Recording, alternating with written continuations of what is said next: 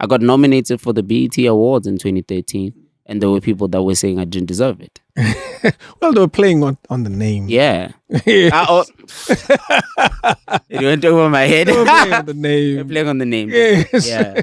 I rate AKA as one of the best artists of our time worldwide. Wow. Me taking off my shirt on stage and people making that. You've done that? No, don't worry. Where has David? I'm making You're fun being of a guy. I'm making Are you hating? David is hating. I'm being a guy. King David Studio podcast. Today, Renale Moatshe, he goes by Donald. He's like one of those artists. Sting. Sting. These artists, but some Shade. Yeah, but you one name. Yeah, you drop everything else and you stay with this. Those are the most powerful, I think. You see? You know those ones. So I think so. I'd like to believe that I'm in one way or another, I would say, working towards being iconic. Yes. Yeah, because those are iconic figures that you are talking about. Of course. Yes. But you will need a conversation with the parents to drop everything else. Pretty much. Yeah. But the thing is, they understand. They understand that there's this other figure, and then there's their son. Okay. They know the difference. They know the difference. Of course. Did you have to tell them about the difference, or you? No. My mother's always been switched on about what I'm doing, what I'm getting myself into, what this journey is all about. To be quite honest with you, I think my mom knew I was going to be this person before I even knew. What did she see? She actually got me into music without making it obvious that she was doing that. Yeah. What did she see? I don't know, man. It's really interesting. You know the story about my mother, ne? No. Well, here's our moment. Here's our opportunity. So my mom is a teacher, someone that worked in the teaching industry for 32 years. Whoa. So she served for 32 years. And so there are people who say, Meo Donald unrutile. That's it. Yes. Yeah. There's people literally my age and older who come and say, wait, Mama, how was my teacher? Go primary. Jeez. Literally. She's that type of a person. And she served in education and just kind of being that mother to children. Go in the village. My mom was a teacher in the village. Go Manzerre, for those that don't know. And the interesting about that was that her true passion wasn't even teaching. Her true passion was music. Okay. Yes, chorale music to be specific. Jeez. So my mom actually did courses in chorale music, learned how everything works, and ended up becoming a chorale master. Yeah, Batu. Ba. Yes, she was a conductor. Yes. Yes, and she had choirs that she led. Choirs that went Kobo Imizulili, choirs that did the competition and traveled. So that's something that she did on the side. Obviously, she wasn't able to take it as far as she would have wanted to, because she was a full-time teacher and someone that wanted to serve this country, And on top of that, my mom was a big academic. She studied and got doctorates. And yes. She's got it all. My mom was just one of those people, very, I would say that in the environment that I grew up in, I would look around and struggle to find inspiration. But then I would look right with the person that I wake up with every single day.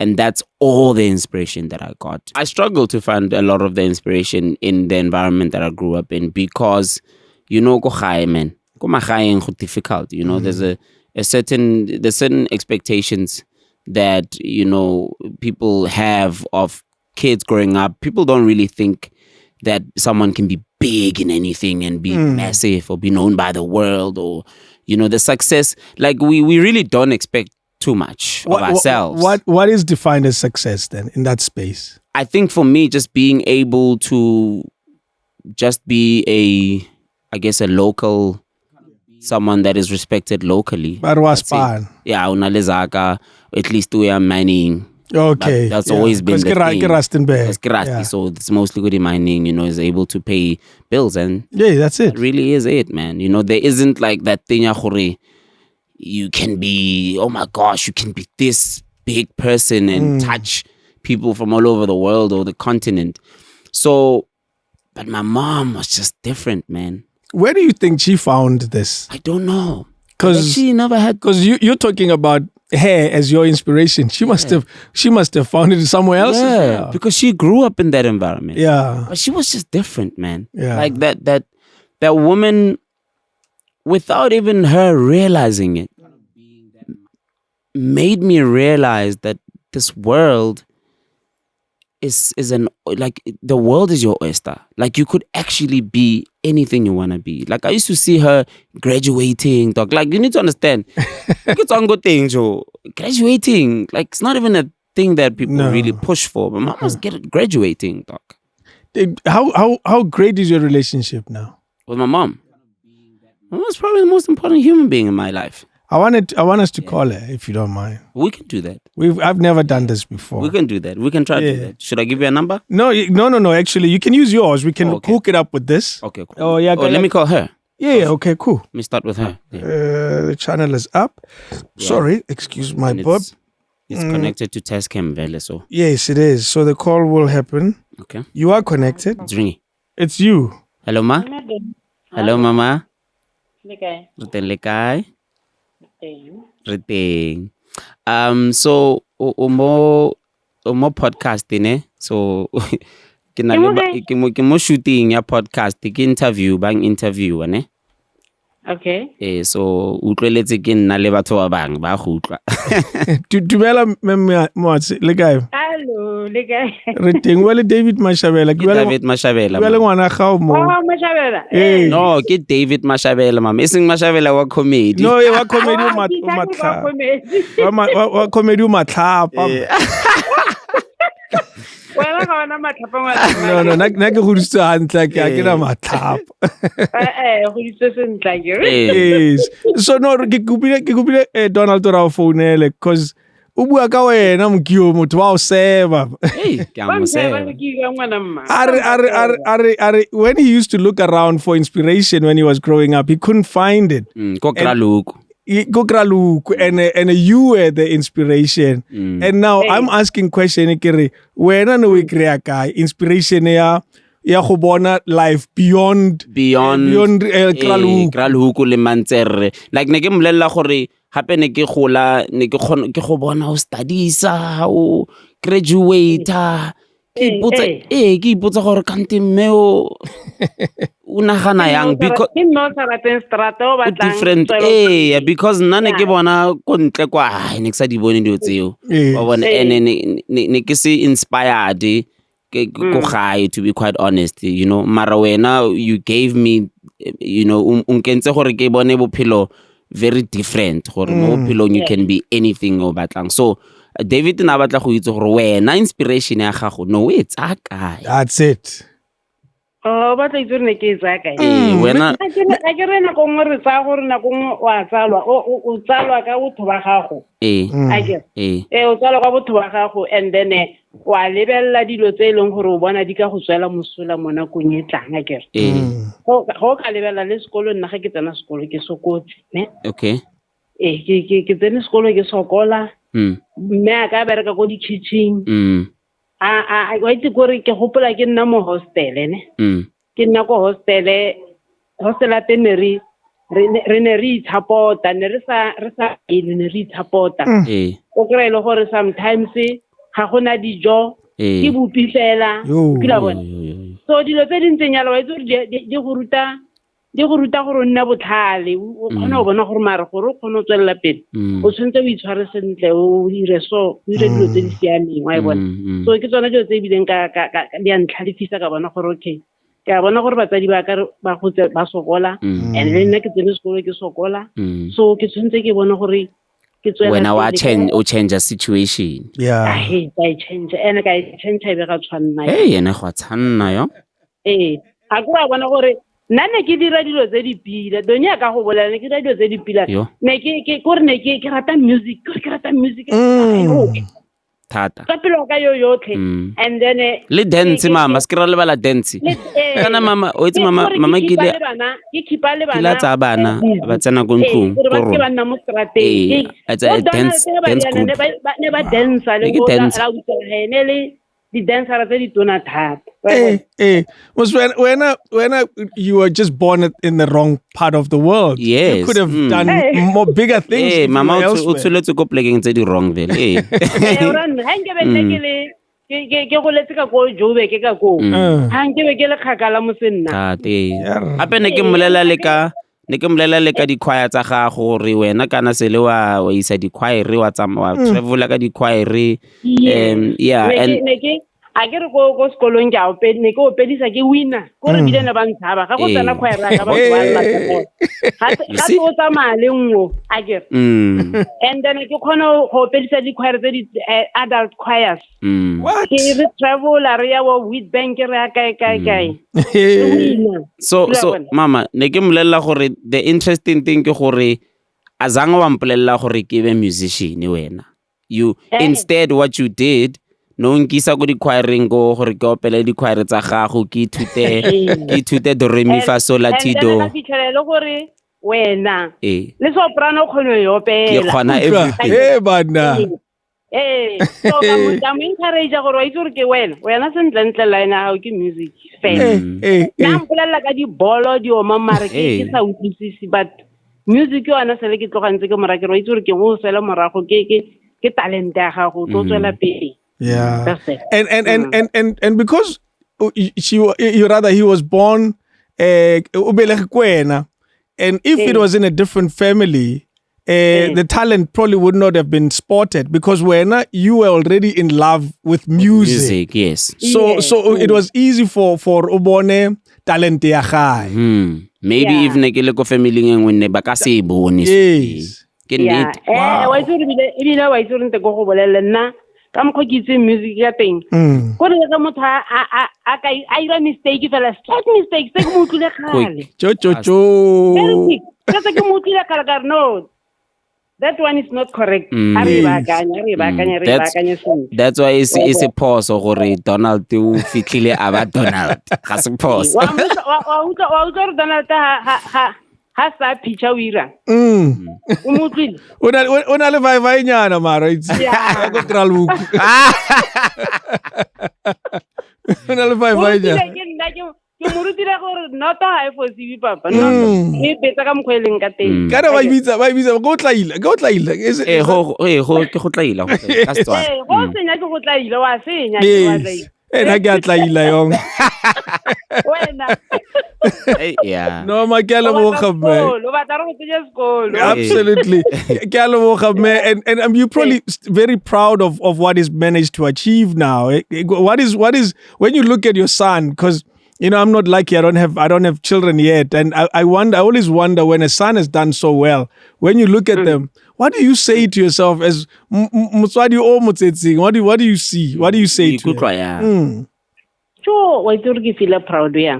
Wena kana ga itse go bone ga karentse ke ntse motho amfonela ari Donald wa TV.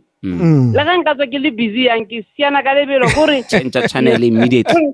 Ke a itse gore wa ba ntirela ntho e ke e ratang. Yes, wow. Ke tla ke siane thata, so I'm very proud ka ene wa itse shem. And on khatlela ka gore talente eo o e dirisa ka mokgwa o siameng tota o natetsang ka maitseo tla re ka maitseo utla wa we ipea mo botleng ka maitseo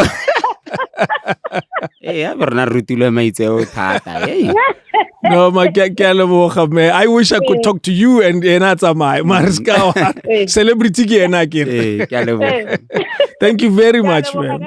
Thank you, man. Wow, jeez. Thank you. Bye-bye, mama. Very much, Sharp, ma. Oh, you were well raised, my man. Man, like like I had to make it. You had to. Yeah, because another thing you need to understand, this woman in the community, she's power. She's well respected, to a point where there's even like sometimes I don't understand it. There's like an element of fear that people have towards my mother. Really? Yes. But I understood that I literally, and I think this is probably why I'm the way I am. I demand respect, to be quite honest with you, from another human being, and I give it because of that woman. That's all I know, because I grew up watching her and how she interacts with people, and how she went from being a teacher to a full-time businesswoman. That's it. She's got women that she works with.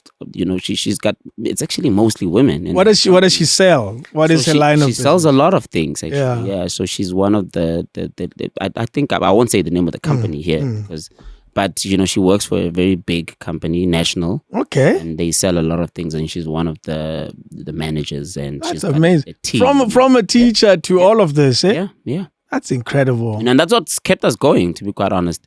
We're not from a rich family or anything like that, but it's mama, if there's times we I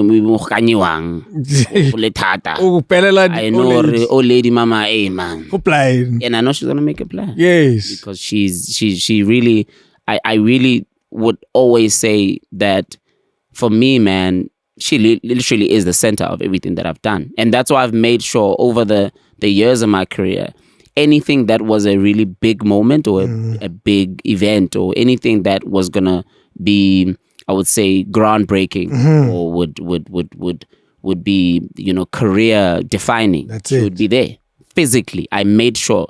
The Red Mic experience. My mom, she was there. She was in the audience. She was in the audience. A big show. From the backstage to the audience, she was the center of everything. I even spoke about her on the DVD. If you watch the DVD, it's a big show. Yeah. I've played it so many times on my radio show. And when I first won my first award at the Metro FM Awards, it was actually quite a big night. 2013, yes. Yeah. 2013. And I got really emotional on stage, and I cried, and that trended even before we knew about trending. I trended for 3 weeks, bro. I remember that. There were very few things trending. That was the main thing. Yeah, I know. That was the most talked I remember that as well. And that was because she was there. She was right in the crowd, watching me, watching her son get his first award. Imagine that. And I knew, bro. I knew. Yeah. I mean, it's those moments that let you know exactly where you're going, and that you should make sure you focus, because there's still so much to do, and that you can't disappoint. I like the relationship you have with her. Yeah. It reminds me a lot of one I have with mine. It's easy. And it still has a lot of respect in it. Of course. It hasn't lost even a drop of respect. Absolutely. Yeah. We like, friends. Yes. Yeah.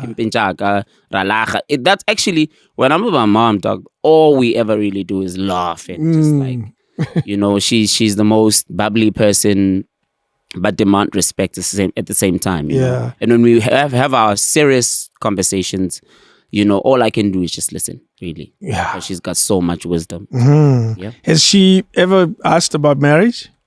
We've had those conversations, but in passing. But she's not very one different. to. Nah. Yeah. She actually, one thing that lingers in my head most of the times is how she once said to me, please do not ever think that you being married or not is a definition of whether you failed or made it in life. I think she's always made sure that I understand that. If you're going to marry because you really want to, you love your wife and you see a future with her.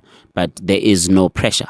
Please do not ever think that there's pressure for you to do it because you have to make anyone or the family happy or whatever. I'm going to love you whether you are married or not. Do you have other siblings? Yes, I do. Yeah. So I've got 5 siblings all in all. So there's four siblings, right? There's 5 of us all in all. Same dad, different mothers. So I've got 2 older sisters and 3 younger brothers. Same dad, different mothers. Different mothers and another dad. So one of my younger brothers. Yes. So one of my younger brothers, his dad is my stepdad, and his mom is my mom. Okay. And then the rest. Let's simplify this. Okay, cool. So my dad, my biological dad, made 5 kids. Okay. My 2 older sisters, Yes. me, and my 2 younger brothers. Okay. Right. So with your mom, there's no, only you. With my mom is me and one of my older sisters. Yes. Okay. With my mom is me and one of my older sisters. And then with another lady is 2 of my younger brothers. Okay. And then with another lady, 3. So there's 3 mothers. Yes. Yes. And then 5 children. Yeah. With my older sister, with a different lady. Can I draw a conclusion that he was a handsome guy? Yes, he was. Okay. Yeah. I'm my father. So you can conclude that you are handsome. I'm very handsome. Well, so I've heard. Yeah, so you've heard. So I've heard. So you look like him. Yeah, they say I'm just a reflection. Carbon copy. A reflection of who he is and also a little bit of my personality. Mostly the strictness. I've got a very strict thing in me. I don't know. I've always thought it came from. But my mother's not strict like that, like the way I am, because I give like proper lashings and stuff. I'm like, I can give you a full 30-minute lecture. Yes. Why you messing up? Why you? Yeah, and it used to be worse, but now it's as I grow older, it's much more. You realize, I mean, I get but now it's toned down. From 30 minutes to what? I mean, it can still be 30 minutes, but it's not. It doesn't feel like a lashing. Okay. It just feels like a conversation. You haven't reduced the time? Did you reduce the duration? No, I can't reduce the duration because I really want to make sure how lebali. Okay. Yeah. So my younger brothers are the ones that they get that? They get it the most because those are the people that look. They look after. They come after me and they look up to the bigger brother. Yeah, man. And they mess up a lot, and I always have to remind them. They're boys. Gents, boys, come on. We've gotta come out a little different. That's from the it. norm, That's it. So, do you have a relationship with your dad? My biological dad. Yeah. My biological dad died when I was really, really young. Okay. Yeah. So I never really got to have a relationship with him. I was way too young. And he was divorced from my mom at the time. Okay. So they did get married and all. So he divorced and got married again. And that's where he had 2 of my younger brothers. Did your mom ever want to get married again? My mom got married again. Okay. And so basically my stepdad became my dad. Of course. Because that's who I was only raised. reference to a guy. So I was raised by my stepdad who had my other younger brother with my mom. And that's really all the only dad I ever knew. It's a big family though. Is it a close-knit family? Well, our family was only 5 of us. Yes, it is relatively large. So it was my stepdad, my mom, me, my older sister, and my 1 younger brother. Yes. Yeah, so only 5 of us. Only 5. It's actually not that big. It's not, just 3 kids, 2 parents. Do you have a big extended family setup of all sorts of cousins and huge? And every single December, Christmas, that's us. We all come together with my cousins. I don't anymore. Have a good time. No, but we do, and we get along. Oh, that's the great part. Yeah, we get along. I think I would say I'm extremely grateful, man. And fortunate that I have the type of family that I do. Hardly is there ever a situation where I feel like, oh my gosh, I really don't want to see those people. Hardly. Yes. Because I think for whatever reason we've created a rapport that really is centered around respect and just love and laughter and and that's still good. So and that's what we've done. That's over the years, and we give each other the nice thing about one thing I realized about my family, which really works. We give each other space. Okay. Yeah, we give each other space. We're not in each other's we're not in each other's space. You always we give each other space. We miss each other a lot because we all have individual lives, and everyone is mature enough to know and understand that. Do you have a WhatsApp group? The WhatsApp group with the thing, I'm just not. Yeah, so they know and understand. I don't know the WhatsApp group level. So you're not in a family WhatsApp group. I can't. No. Why not? I can't handle the other unnecessary things. Yeah, they'll tell you.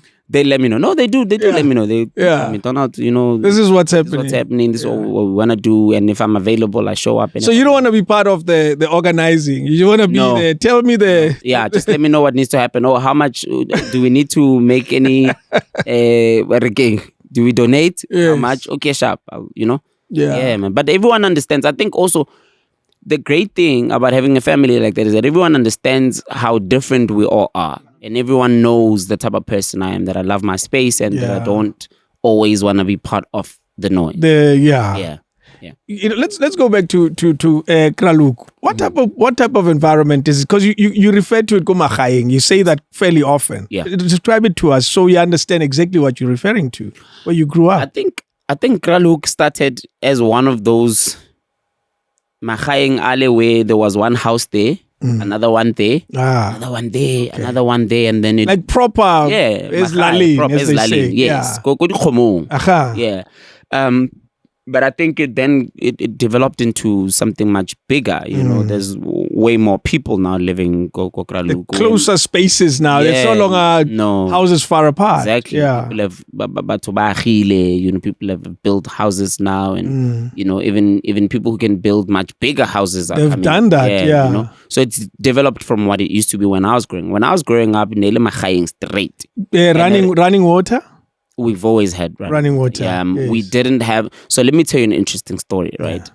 And this I think would probably give you a great idea of really where I come from. So when I was growing up, at some point we actually didn't have electricity. I remember. You remember that? I still remember living at a time when we didn't have electricity. Wow. And we used to live Kadi Kerese and all of that.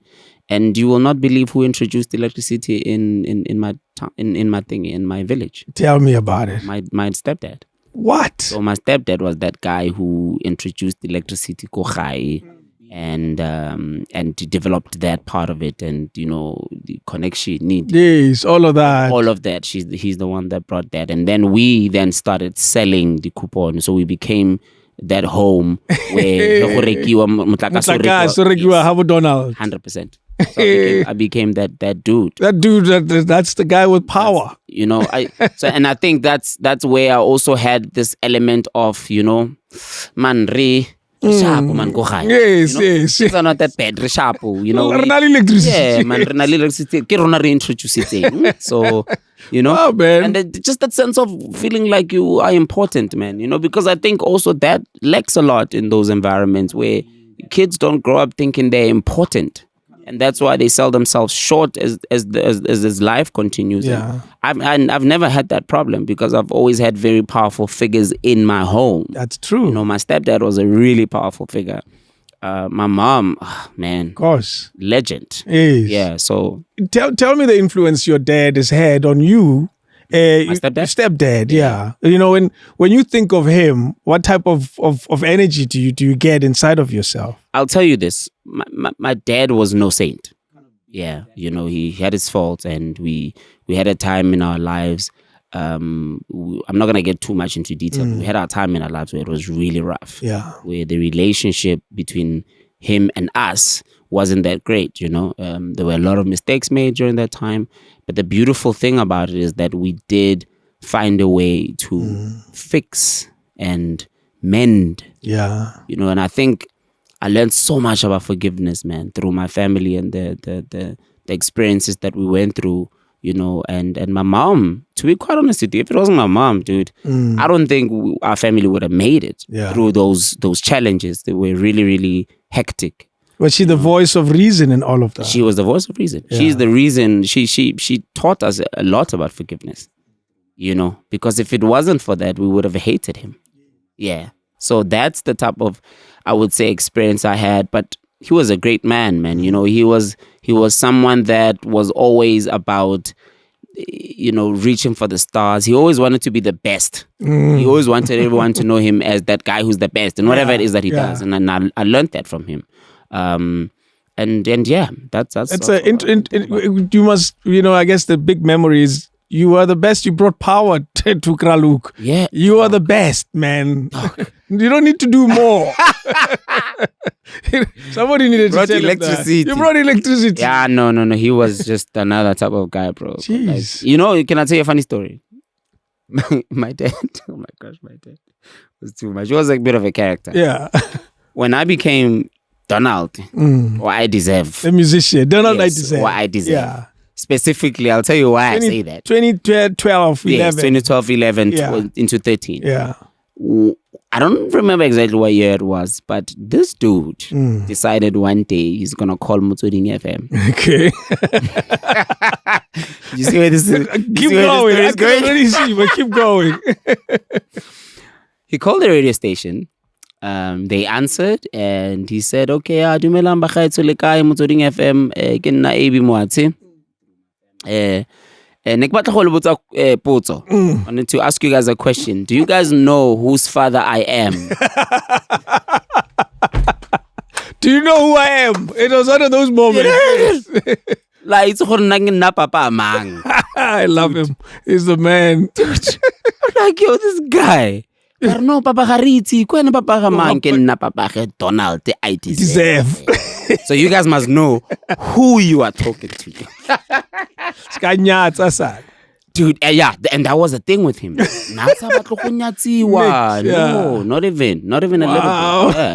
So I love that, eh? Dude. It's the type of if they still have the audio, which I'm sure they do. Yeah. It's the type of audio that should be played over and over again. He was, dude, and that's when I realized he's proud because we didn't have. Also old school relationships with our fathers, man. We didn't have that relationship where it's like we talk about everything. The intimate, man. We don't talk about our feelings like that. Phone calls last 30 seconds. My man, Yeah. hey, Papa, hey, Donald, okay, no, go check. Okay, Papa, get level. Okay, sharp, bye-bye. Done. It wasn't... For another week, you do that again. A week. My man, I would go months. We would go months with that. Yes. But now, the love was still the same. It's there. And I like that you were, that moment reminded you that he was a proud guy. I knew at that moment. Yeah. But also I also knew when I came home, and I remember when I bought my first car, the Audi that I used to drive back in the day. He really was proud, man. Yeah, really. He couldn't hold his excitement, when your dad comes into the house, kopa di key. That's what I do. Interesting. So, I have a similar experience with my brother-in-law. I bought a VW Scirocco years ago, and I don't have a lot of memories. And Scirocco back in the day, yeah. Like literally when it was brand new as a design. Too cool. I remember that moment so clearly, and it flashes in my mind often. When I see that car, I remember that. And yet I drove it for like 4 years. Yeah. I remember that moment where he did exactly that. He asked for the keys. Yeah, didn't say much to me. He asked for the keys so he can drive around the hood and come back and give them to me. Hey, bona. 100. Hey. Your schooling, you speak so highly of your mom's education. Yeah. Take me to schooling in that time. Yeah. What kind of education were you exposed to? Yeah. It's interesting. My mom never ever wanted me to go to a school that she was teaching at. Okay. Yeah. She wanted me to be very independent. She never wanted to have a child and then hoti just because yeah, so the perks of that. So I went to schools, and just it was just normal, like nothing out of the ordinary. Any other child, man. I went to school just like any. What school is it? Because there's someone who will be watching this. But hey, I went to Mopiani Primary School. Yeah, that's what it used to be. Were you one of those kids that stood out, or you were the one at the back quietly, not getting involved? I think I started out as the kid who was in the back in the beginning because I struggled a lot with confidence at the time. Okay. I had a lot of bullies in almost every school that I went to. I was bullied a lot by my peers. Part of the reason for that is because I think, they like to say softy, like soft. Yeah. Electricity. Yeah, you speak like you know. I know them. So I was teased a lot by my peers.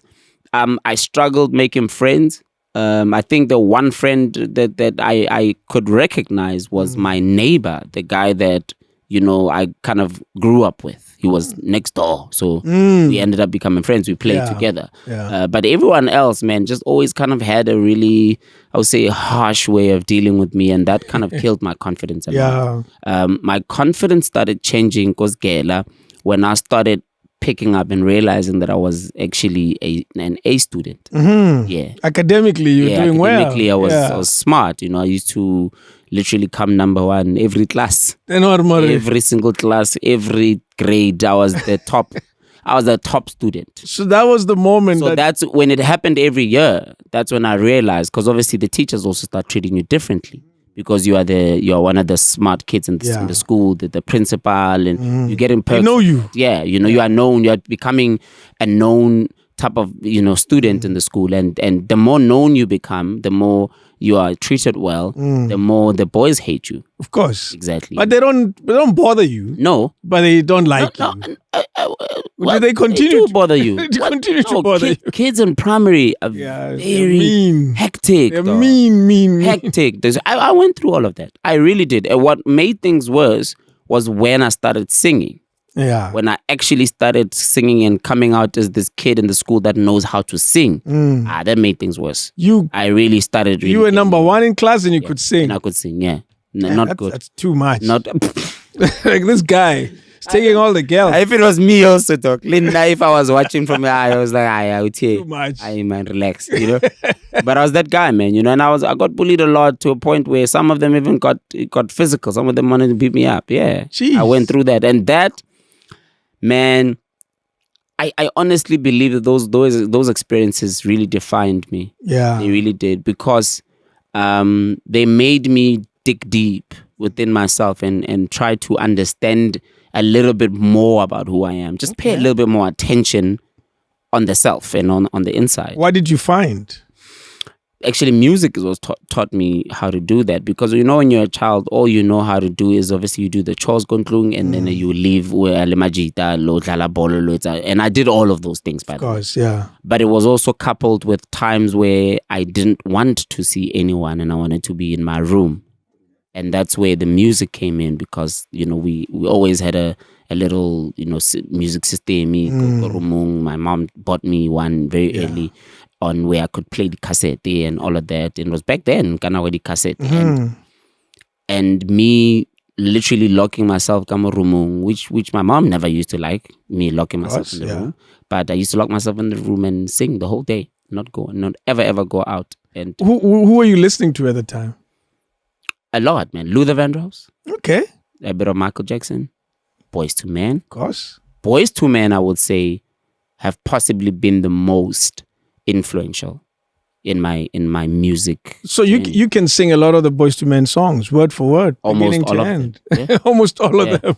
At some point in high school, I had a group, and we literally did the Boyz II Men stuff. Like 4 guys could literally do exactly what those guys used to do. Who were you singing? Let me take a wild guess.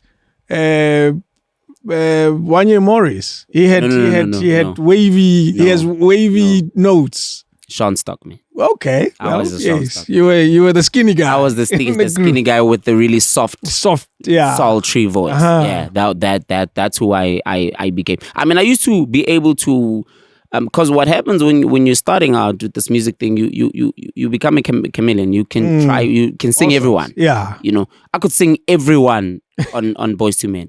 But Sean Stockman sounded a little bit more natural. Sounded more like that was me. What is that song? Vision of Sunset. Visions of a sunset. Ooh. I forgot That's how it sounds like. So you could do all of that. And the violins cry. Come on, man. You're taking me back. That was your style. Yeah, that was me, man. That was me. Actually, I think at some point I got the instrument of that song. Learned how to sing that song from start to finish. And that, me being able to learn a song from start to finish was like a huge, it's like I've just passed matric. It meant that much. It meant that much for me, because I literally could hear myself in these songs, man. I was like, oh my, like, dude, like I really fell in love with what I sounded like. I would always go wherever I stayed. I always found a place where there were some echoes. You know that reverb always makes people who can sing. When you sing, they love the reverb. In that it sounds better. And then listen, bro. I knew very early, David. Yeah, that I was amazing musically very early in my life. Yeah, very early. And all largely because of locking yourself in the room. Locking myself in the room and literally, I would say, de-associating myself from the other kids. Yeah, and also, I guess learning how to be okay with also being with yourself. You don't necessarily have to get, I would say, gratification. True. By people, like you are okay with you. You know, self-love. I knew about self-love early on. Way too early. So you could cope with lockdown. I could cope with lockdown. Yeah, because I'm always on lockdown. Yeah.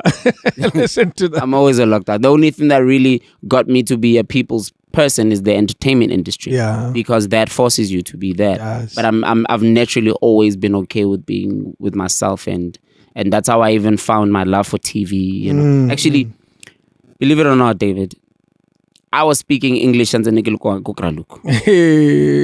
of TV. Yes. Which shows come to mind? I don't remember, man. I don't remember. Yeah. I don't have that great of a memory when it comes to that. But I remember that TV taught me how to speak English even before my mom took me to a private school. Because eventually my mom took me to those schools when I was a little older, and she, you know, put money together and made sure, because I think she knew early what my capabilities were, and she wanted to help me develop, and so eventually she took me to some really, really dope schools. So your high school years were probably better. Yes, much better than the primary school. Way much better, because then I felt like I was where I need to be. Yeah, I was where I belonged. Where did you go? Which school did you go? I went to St. Dominic's private school in Rustenburg. That was for 1 year.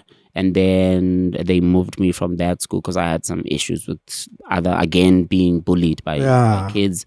Then my mom moved me from that school to Pretoria, to a school called Dancer International College. Okay. Yeah, so I did my matric at Dancer International College. And believe it or not, in all those schools, I became popular because of the singing. Because I became that guy, Kadi Mester and Mrs. To go sing that love song. Yes. Kadi Valentine's. I was the guy that was going to sing a Boys to Men song or a Brian McKnight. Of course. Yeah. So I became. Do I ever cross your mind? My man, come on, anytime. Come on, bro. You know, I learned how to sing Women's Work by Maxwell while I was still in high school. Jeez. People get surprised. You say the song now, and it always feels like the first time, because there's always someone who's hearing it for the first time. But I've been singing this song for more than 15 years, almost 20. It's got really high notes. Yes, very. So I remember vividly. So in Pretoria, I was staying with my sister, Sunnyside. Actually, my sister was staying. Very different Sunnyside. Yeah, very. Not what it is. I remember that. Yeah, Sunnyside. So I used to stay at the best Sunnyside. With my sister and again with me and her staying in the same place together. I was naked all the time, whatever. She was trying to sleep. She heard me sing Women's Work once, and I still remember it like it was yesterday when she said, "Yo, nganamme, you're going very far." She said, "You are going very far." At that time, I haven't decided that I'm going to be a musician. You need to understand, at no point during this time did I ever say I'm going to do music as a career. You were just singing. That was a late decision, dude. That was a decision in tertiary. This was just something that I did as an extramural because I really loved it so much. It was a passion. It's something I really just wanted to do, because when I did it, I moved someone. And I saw it. I saw how every time when I sing, people treat me differently. Once people discover that I can sing, they treat me differently. And I was like, yo, this is my superpower. Yeah. I never knew. It's a cape. Yo, I grew up being harassed so much by other kids. I never thought so much of myself. I never knew that I had a superpower. What was the reason, though, that you ever found out why they were bothering you so much? if ever there was any reason why, because I know the story of these guys. They're at a pub and having a good time. There's some ladies there, and they're planning. You know, Majida take a while. Yeah. To go and break the ice. Yeah. And Khotsena, a handsome boy. Umonga stood up. No other reason. There's never a reason. Just to say Ntwan. Yeah, take a stay. Yeah, keep at distance. And also for the girls to say, he's weak. He's weak. Yeah, because there's also the other side. Yes. If you are looked at as a weak guy, that could work against you. Absolutely. Also with the girl. That's it. Right? So, and these guys were really just taking power. Yeah. They didn't have to harass this poor guy. Yeah. So that's why I ask. I went through the exact same thing. Yeah, that's why I asked, Corey. Did you ever find out what was the problem there? There's never been a reason that anyone has ever come to me and told me. I think with time I started knowing that I wasn't the problem. That's the it. The problem was them. They had their own insecurities about themselves. Like they really, because, and this is also what I learned about self-love, is that when you really think you are the ish, you never worry about the next person. No. You hardly worry about what someone else is doing when you know. I'm not blind. You're number one. Yeah, I'm really good at what I do. You don't have to worry about it. So eventually I understood the science behind it. You know, I don't necessarily blame those kids because a lot of them grew up in probably the environments where they were not taught how to love themselves, how to really take time to get to know themselves. Most of them didn't. Most kids don't grow up like that, you know.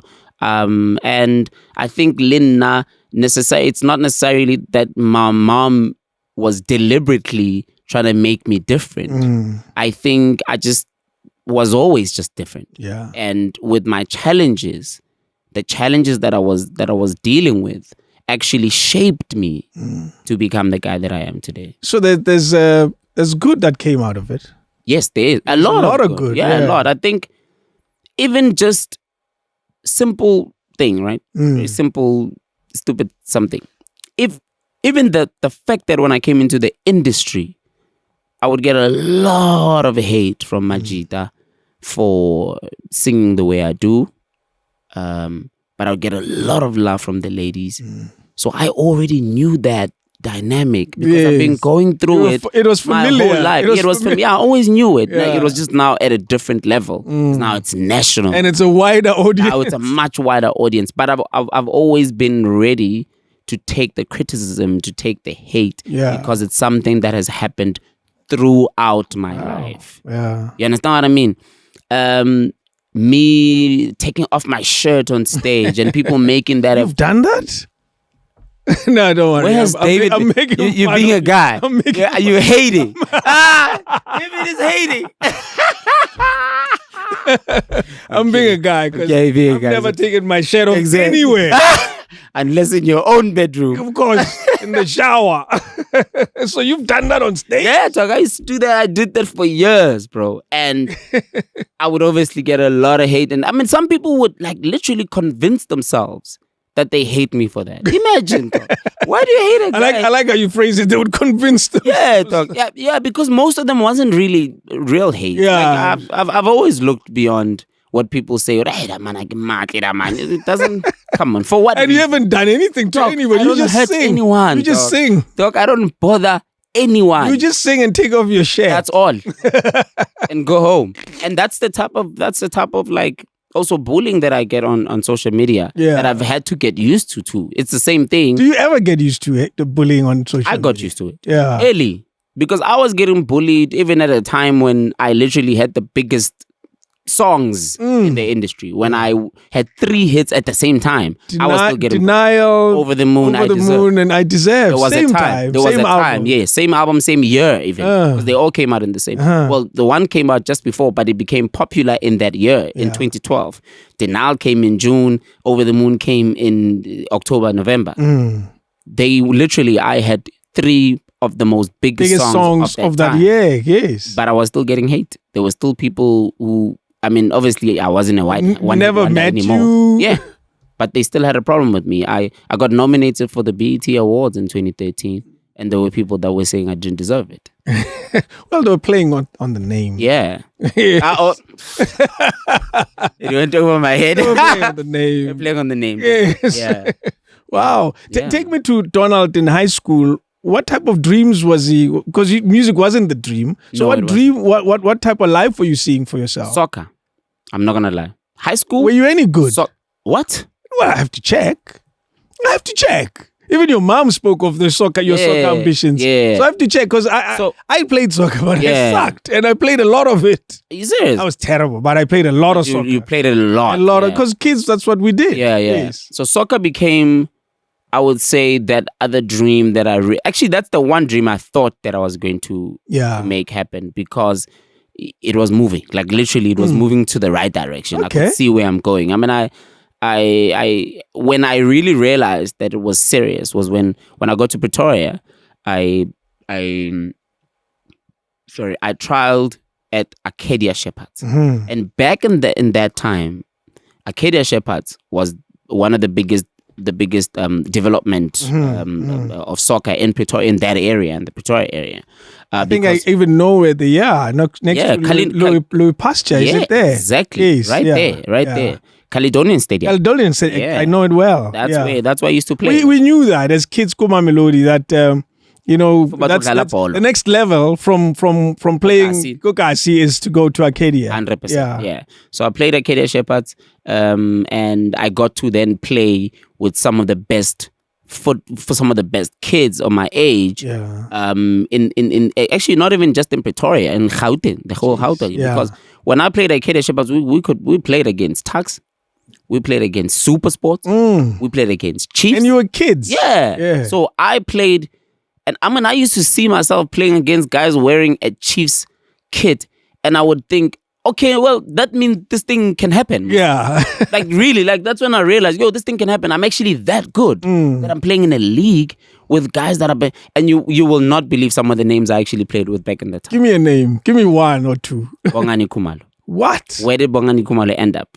Overseas. Well, of course, yeah. And you were in the same... I played against Bongani same Khumalo. league. Bongani was playing for Tuks at the time. Yes. And I didn't even think he was that good, to be quite honest. Listen. However, he was a hard worker. Superstar. He was a hard worker. Yeah. By the time I saw him playing the PSL, he was a totally different player. I was like, oh my gosh, that same tall guy. He got better. Way better than he used to be at the time. But I think, remember, coaches that develop, they know what they're looking for. They looked at it as this tall boy if we just give him the right tools, he'll be all right. Then that's exactly what he became. There was him. There was Dane Clayt. I played against Dane Clayt. What? Yep. Played against Dane You're Clayt. talking about superstar players. And that was during that time. I didn't like Dane Clayt, I'll be honest, and I'll say it out now. Yeah. He played for Pirates, Chief. And that's why you didn't like him. And he used to torment us. Yes. Are you a Chiefs fan? I'm a Sundowns fan. Oh, I'm a through Chiefs and fan. through. I'm a Chiefs fan. No, sorry. No, it's the same. It's all the same feeling. Yeah, no. Why is it sorry? Why sorry, Chief. I always say sorry to Chief. No, I can't help myself. I can't help myself. We lost this past What's weekend. this disrespect? I'm saying, hold on. I feel bad for you. Hold on. What's this disrespect that I feel? It's so much more easier to disrespect Kaizer Chiefs nowadays. Well, I don't like that. Who do you blame? I really don't like that. Who do you blame for that? It's not fair. I can't believe it. You're blaming us. It's not fair. It really isn't. But anyway, it's fine. That's a conversation for another. Can I just say this, and I'll put it on record?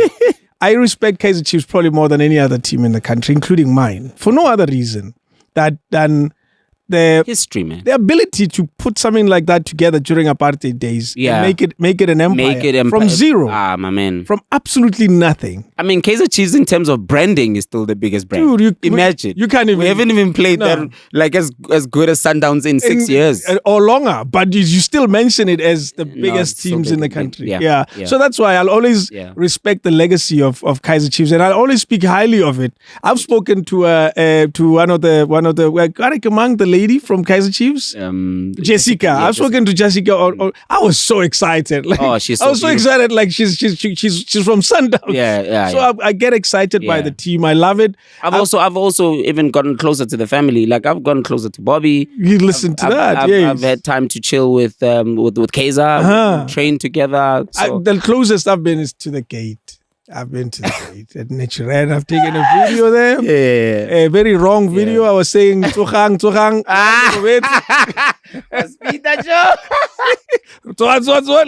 I went there at like 12 midnight. TV. I said, That is not fair. I know. Nigga pop. I'm a proper Sundowns fan. Yeah, but it's fine. You just like Nate, but I don't think any Sundowns fan can be more annoying than Naves. Well, DJ yeah, Naves, I know, oh my God. yeah. His words. What harass? I know that. You're this guy. But anyway, that's a conversation for another. So your soccer was working. Yeah, it was. Like, okay, I wasn't even done, bro. Yeah. So I played at Acadia, then I moved from Acadia. When I came to UJ, I went to, because I came early, I was like 17 already when I went to university, yeah. I went and actually my first trial was Wits University. What? You were under 19. You were going, eh? Yeah, I went and got in. Played for Wits University under 19 for 6 months. Played for Wits University for 6 months, right? And then after that, I heard there were trials at Jomo Cosmos. I went to the trials, and guess what? Jomo picked me. I went in. You were once picked by Jomo Sono. Yeah, Jomo Sono. You realize how that's not easy. Jomo Sono picked me to play for the Jomo Cosmos under 19 development team, and I played there for a year and a half actually. You were going. Year and a half, yeah. So I played 2 seasons there. And you won't believe who I played with who actually ended up making it. Yeah. I played with Tapelo Tilo, Chepis. He was actually my captain. Chepis was my captain. I played with, this one for me is even bigger than anything. Kila Mpela. That was my teammate. I played with Calvin Kadi. Calvin Kadi was also my teammate. Those 3 guys ended up becoming superstars. Yeah, I played with them. So I was on the way, man. And you stopped at some point. So this is what happened. Last game, under 19. I'm 19 years old. Now, next year, I'm 20. You're out of that, yeah. Now, there's a conversation about, okay, certain players are going to be invited to to train with the first team. Certain players, we'll have a conversation whether you guys are going to be loaned to maybe the first division or whatever. So there was Jomo Sono's style of soccer. Yeah, so there were those conversations. Last day of the last game that we played of that season, I remember thinking to myself, okay, I'm listening to these guys tell us what's going on, what's going to happen next year, and I'm thinking, nah, I'm done with this. Yep, I'm not coming back. Who come? So when we left the field, I knew at that moment that I was done after that game.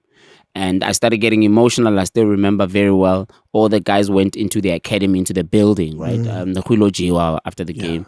And I went to the back of the building. It was one of the places where I used to just want to chill on my own, just ginahane after the game. If I didn't have a great game, that's where I would go just to calm down and tell myself, okay, Sharp, you'll do better next time, whatever. And I still remember I said on that, I don't know if what type of thing, whether nearly Banganyan or something, but I sat down and I started crying, man.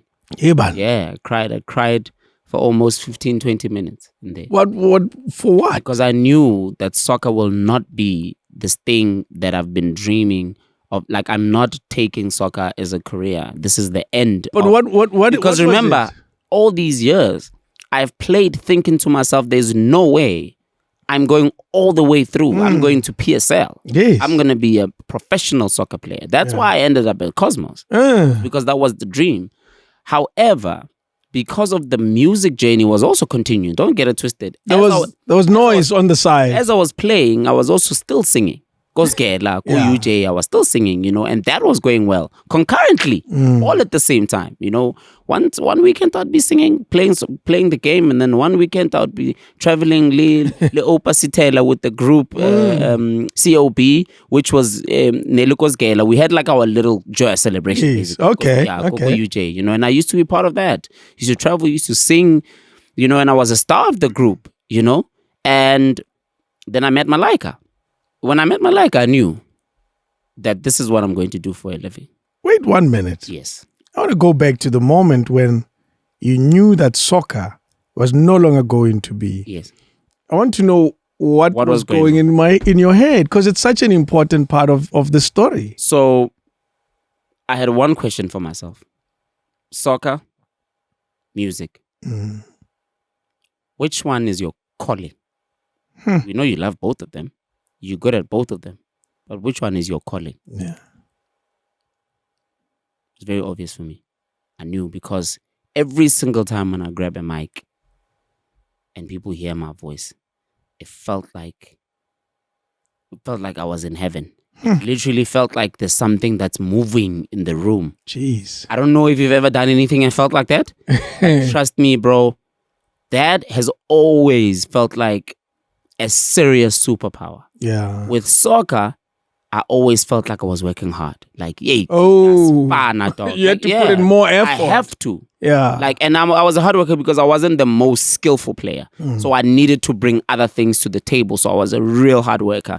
Nigela the engine, pass, you know, I was that guy. Like, I really, no, not even. Because I was a playmaker. Okay. Oh, you were a center. Yes, I was a center, but I was more great with distribution, not necessarily skill. No. The great history of soccer has a lot of great players in that position. In that position, yes. So Dr. Khumalo, Zidane yes, and Dr. Khumalo. Dr. Khumalo was my idol. Yeah. And we have Jali now. The only difference is that Doctor had skill too. Yes, of course. Yes. Yeah. But the simpler Doctor was me. Yeah. The more simpler pass and trap and pass and make space. And yes, that was all me. Yeah. So I had my answer there because remember that moment is possibly the biggest decision of your life. It's like finishing matric. And what happens next? Exactly. Yeah. Whatever it's you a decide, left or right moment. Whatever you decide to do is what will determine the future of your life. Yeah. So I knew that I couldn't look. What can I say? I couldn't neglect soccer. I'm sorry, music, because I knew that was gonna be a regrettable moment. One day when I'm 40 years old and I'm looking back and I'm like, oh my gosh, I should have continued with that singing thing because I know. I literally, I think at that moment I really knew that I was on earth for that. What were you studying at school? I was studying UJ, yeah. I was studying information technology. Okay. Yeah. What drew you to that? Really no reason. Just there was a time when Nelly fashion. Yeah, it was around that time. That exact time. It was just that thing. Okay, but it's IT. If you want to get a good job that's gonna pay you some good money, it's a IT. Yeah. That really was. There was no passion to it. I really, to be quite honest, man, I was such a smart kid, but I really hated studying. But my mom would not like to hear me say this. But she knows though. You know, I really, studying was just such a drag for me, bro. And I needed to study to get good marks. You can't, especially go to high school at the end and tertiary. You can't just pass by being smart. Never. No. It stops. Trust Trust me, I know it all too well. You know There's what a moment where it just stops. Before. Yeah. Look, I would get number one without studying. I would study the day before. Just look at through it. Just I got this. Smart, you know? Yeah. But as things go, I needed to study. So the minute I realized that this music thing was really for me, the academy for me, the academic part of it was just because I really just wanted to have an education. But I knew that I wouldn't further that. I wouldn't want to go further and go look for a job. Like, did you complete it? I didn't. Yeah. Yeah. So I had 3 modules left. Actually, I had 3 modules left, and I just like, you know what, Donald, I know you might regret this moment, but it feels right. Only 3. Yeah, only 3. Do you still have credits? Because you can go and finish it. I can. I know. Yes. Nah.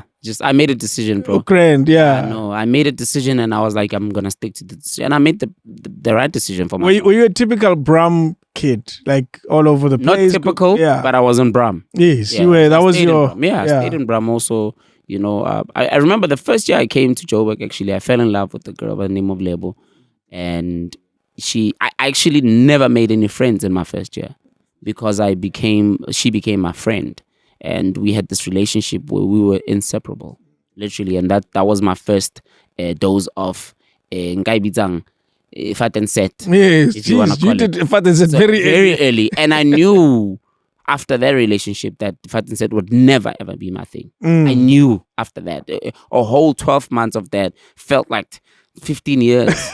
It was long and painful. That's why the relationship ended also, because we just never gave each other space, bro. Jeez. You know, and that was an interesting year for me. It was really interesting because I also used to feel like, yo, man, like, I can't believe that I've been here for a year and I haven't made any friends. And you have relationship is not good. It's all you have is Yes, this one. dude. You know what I mean? And we would fight, bro. And we would, I must tell you, when I was at varsity, we were always jealous of that guy that had that type relationship. of thing. Nah, it wasn't. Because it was so hard for us to even make a conversation with a girl. And you already living with one? Bro.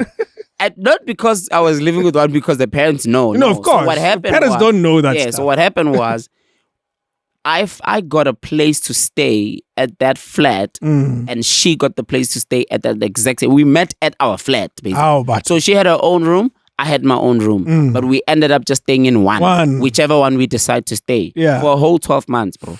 Together. As a couple. Yeah. As a married couple. She gets money and I get money on this side. We put it together. We do things together. And we felt like we were soulmates. And we, you know. You were Bobby and Whitney. You know what I mean? Dude, by the end of the year, I was tired. I was like, no, I'm not. Who broke it off? I broke it off. You said nah. Yeah, I broke it off. Because I think I realized, I knew, man. I just knew, you know. Also, she had taken me through a roller coaster, you know. I knew that I didn't want to experience that ever again. And that was so crazy is that I thought that was the love of my life. Ha, kanti. Someone is still coming. We're more coming.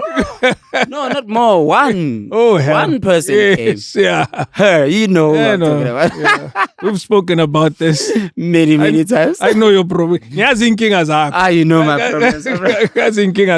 Yeah, man. So it was very interesting going into tertiary. Actually, yeah. Because by that time, I was juggling soccer, I was juggling music. So I never really knew exactly where I'm gonna go. Which is not a bad place. No, it wasn't. To have options. Negli busy. Yeah. Basically, which was really dope. So I stayed away from trouble. Yeah. And I was also kind of learning what my relationship with girls are. Okay. I was learning a little bit more during that time, especially after the breakup. So my second year. Now, because now sekelisingile no. And I think that's when I tapped into the player Donald.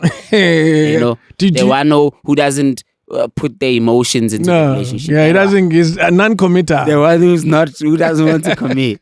I tapped into that guy then, because before that I was oh my gosh, I love you. I was that guy. You were weak. That was You're weak. I stopped that. No. I had to use that phrase. It's a big phrase. You weak. You swag. I neglected swag, dog. I used to fall in love easy, dog. Sure. Easy. And now, let's fast forward to now. What kind of Donald are you now? I mean, I've experienced a lot of different things. Of course. Yeah, so I want to move to those Donalds and this guy now the guy that people are talking to now. Very interesting. One thing that I haven't lost, though, is how in touch I am with my emotions. I think that's the one thing that I quickly embraced. You know, I'm an emotional dude. And I love it. I love it like that. You know, I don't want to be this guy who's acting like he's all tough and no. I don't feel. It's overrated. Yeah, man. Yeah. So I've definitely become that dude. However, I'm a little bit more, I would say, realistic about my expectations. Okay. Because back then, I just really wanted things to be perfect, and you know, I quickly learned that there's nothing like that. No. You know, there's beauty in imperfection. Imperfection, 100%. So I think I'm a really well balanced dude now with regards to, but I still haven't. My thing is, I think even after 5 years of being single, by the way, I've been single 5 years. That's long. We've had this chat also I know. off camera. I want to tell you though, and I'll say this as Grootman. Yeah. It's time, Chief. You took off this. It's time to do it. To take off this and get a wife, Chief. It's time. Take off what exactly? This thing, you know, this being single. Yeah, this girl. No, the girl is gone. It's gone. Nah, the girl is gone. It's no longer. No, it's not about the girl that I'm still single. Okay. No, right. no. Is it because you're looking? It's because. Or you're not finding? Because I'm not finding, and I'm. What are you looking for, man? No, I know. I will know. Trust me. You'll know her when you see her. Yeah, I will know. When I'm in her midst, I will know. The only thing is. But also, you don't go anywhere. Also, I do. Okay. I do, yeah. I live my life, bro. Me, yes. I try not to box myself or imprison myself into kifemasi. No, yeah. I live my life. I've got friends. We go out and... So you're conscious of your search, though? Yes, I am. You're aware that... I am. No, I'm aware, but I don't want to make it like the focal point. No, of course. Because then it gets weird. No, I'm just living my life. Yes. If it happens, it happens. I do see nice ladies once in a while and I have conversations. But I just have so much that I want, man. Gee. Like I don't like the things that I'm specific now. You know what I mean? No. Like I'm more specific. Like okay. Here's another thing. I'm not there anymore. Yeah, if that's what we're gonna do. Okay, let's like basically what I'm saying is I don't want to waste my time and the next person. I don't have the energy and I'm not young anymore. So I don't have that thing already. Hey man, let me just date for just jola just for the sake of saying too much. No, I don't want that. Yeah. I want to be with someone that really something out of me, someone that inspires me, someone that is just a beautiful human being, someone who's kind, someone who's intelligent, someone who can have great conversation with me, someone who can fool around with me. I want all of that, bro. And if I don't see a sign in anyone that I'm talking to at the time, I do flirt. I'm still you're still a guy. Still a guy. Yes. Flirt and I interact with women, but until I feel that, bro, I'm gonna stay single. Now, do you sometimes think that maybe the things you want are too many or too high in terms of your standards? Not necessarily. I'm actually not looking for things that are ridiculous, out of the ordinary. No, like I'm not looking for a girl that's got millions in her account, and I'm not looking for none of that. Yes, I don't want her money. Yeah. I'm actually that one. Can we please just make it clear off the bat? Don't want your money. Ladies, the more broke you are, the better. Okay, let's keep going. No, I don't want your money. You must have money though. Yeah. Because then if you don't have money, you become my problem. Yeah. So you need to have your own money. I love women who wake up every single day and are passionate about whatever it is, job or career they've started. That's it. They can wake up for it. Like I would love someone that has dreams, loves. Oh, that is the most sexiest, most attractive thing for me is a woman that has dreams. Someone that wants to call me. Dreams that person. That's exciting. That's the person that I love. Baby, I was thinking we should do, and I want to do this. Oh, really? You want to do it, baby? Yeah, I think it's a great idea. Oh, no, don't worry, baby. I got you. Yes. Me, I got you. What do you want me to do? I like that. That's who I want to be. So you want to be called baby? Just for the record, just so we know this. I can mind. Okay, I mind. Yeah, but because I know that my baby, if it's coming from the right person, it's not the same it's baby not the same that everyone baby. is It's using. not the same random baby. It will never be the same. Oh. Yes. Oh, no, that's It depends who it's coming from. Wow, man. Now finally, baby makes sense. Yeah, because people... I've been called baby and I completely hated it. Now I realized that it was from the wrong person. Yes, that's why you hated it. You understand? I was called baby, man. Yeah, and you just didn't feel... Yo, bro, let me tell you. And I remember the first time I was called baby and I absolutely loved it. Yeah. I even spoke about on the radio that I got a baby and I'm so happy. Oh, that didn't sound right. No, I don't have a baby. But you get what I mean. Wow, man. Yeah, man, yeah. If it comes from a specific person, trust me, it hits different. People speak of love languages. I don't know them well, which is why I always get lost in that little world. Gifting, touching, and all of that. Who are you in this language space? Very interesting question. I'm glad you asked me that because that's me, man. Okay. Love languages. One for me, music. Okay. If we can share music and share messages and share experiences and do all of that. Oh, did you hear this one? Oh, it makes me feel like that. Huge love language. Yeah. Food. Okay. So I love a woman who loves to cook. I don't want a woman to cook for me because I'm her man, because she feels she needs to. She has to do it, yeah. No, I don't want that. I can cook for myself. I can call Uber Eats. Yes. But I love a woman who loves to cook because of just the love and the passion for the food, the aroma. You know that food is actually my biggest. Really? Yeah, when a woman cooks for me, I think I love and want her a little bit more. Yeah, I don't know what it is. It just gets me really excited. It probably goes back somewhere far away when you were still a kid, but keep going. Yeah, it gets me really, really excited. Yeah. I also think it's really sexy. I don't know what it is about it, but yeah, that. And one more thing. I'm a PDA guy, so I can't be in the same room with my girl and for more than 20 minutes. There's no way. Never. I want to touch. I want her to touch me. I want that. That's me. Yeah, that's me. When I'm and believe it or not, bro, the unfortunate thing about being a guy like me with PDA is that if I'm entertaining the wrong person, I actually don't want any PDA. Yay. Like, What's what baby?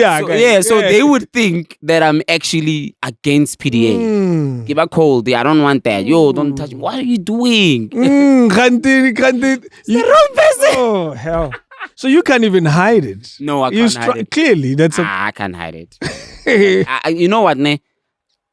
It's because when I find the right person, dog, I just like go in all the way. Hey? No wonder coward. No wonder coward. That's why I get coward. No, that's why I get coward. They healing. Okay, all right, yeah. No, it's not gonna continue. No, of course, it has to end at some point. Man. Yeah, it has to end at some point. Yeah. I want to go back to an issue about actually. Let's stay with love for a second. Yeah. Things that you will never compromise on when it comes to your partner. Yes. Or, they call them the deal breakers. Kill a Muslim, man. You get what I mean? Yeah. What are deal breakers for you? One very important one for me is kindness, respect for another human being. So I'm not talking about anyone specific. I'm not talking about you respecting Ramaphosa because he's the president of this country, or respecting David Mashabela because unale posh. I'm just talking about. I don't have that for the record. No. Let's leave that little point. God, leave my Porsche alone. Just respect, man, for just another person. That's true. And knowing, what part of yourself to use at what time. I have a problem with people who obviously make other people feel small in their presence. Yeah. Like when I say obviously, I mean like they actually go out of their way to make everyone feel small. Yeah. It's okay if you make everyone feel small without doing anything. Yeah. That means you're just very powerful. You're a big guy. You're a really big person. Your aura, aura. But someone that goes out of their way to make everyone fear them, I have a really huge problem with that. So as soon as I recognize that really is a huge turn off for me. Like I love kindness with all of my heart, because my mom, my mom is the most attractive woman. I see it because I can see how people are towards, but it's because she's the most kindest person you'll ever find. Wow. However, you will not mess with her. That's the woman. It's the kind of kindness with respect. It's incredible. That's the woman I'm looking for. The one who doesn't have to say, "Hey, everyone in here is gonna have to respect me." Do you know who I am? That one. Yes. I want the one that has to they just know. Everyone just knows. Hey, that one. Don't mess with it. Be careful with that one. That's my woman. I don't know where she's at, but I know when I see her, she'll be there. Is she corporate?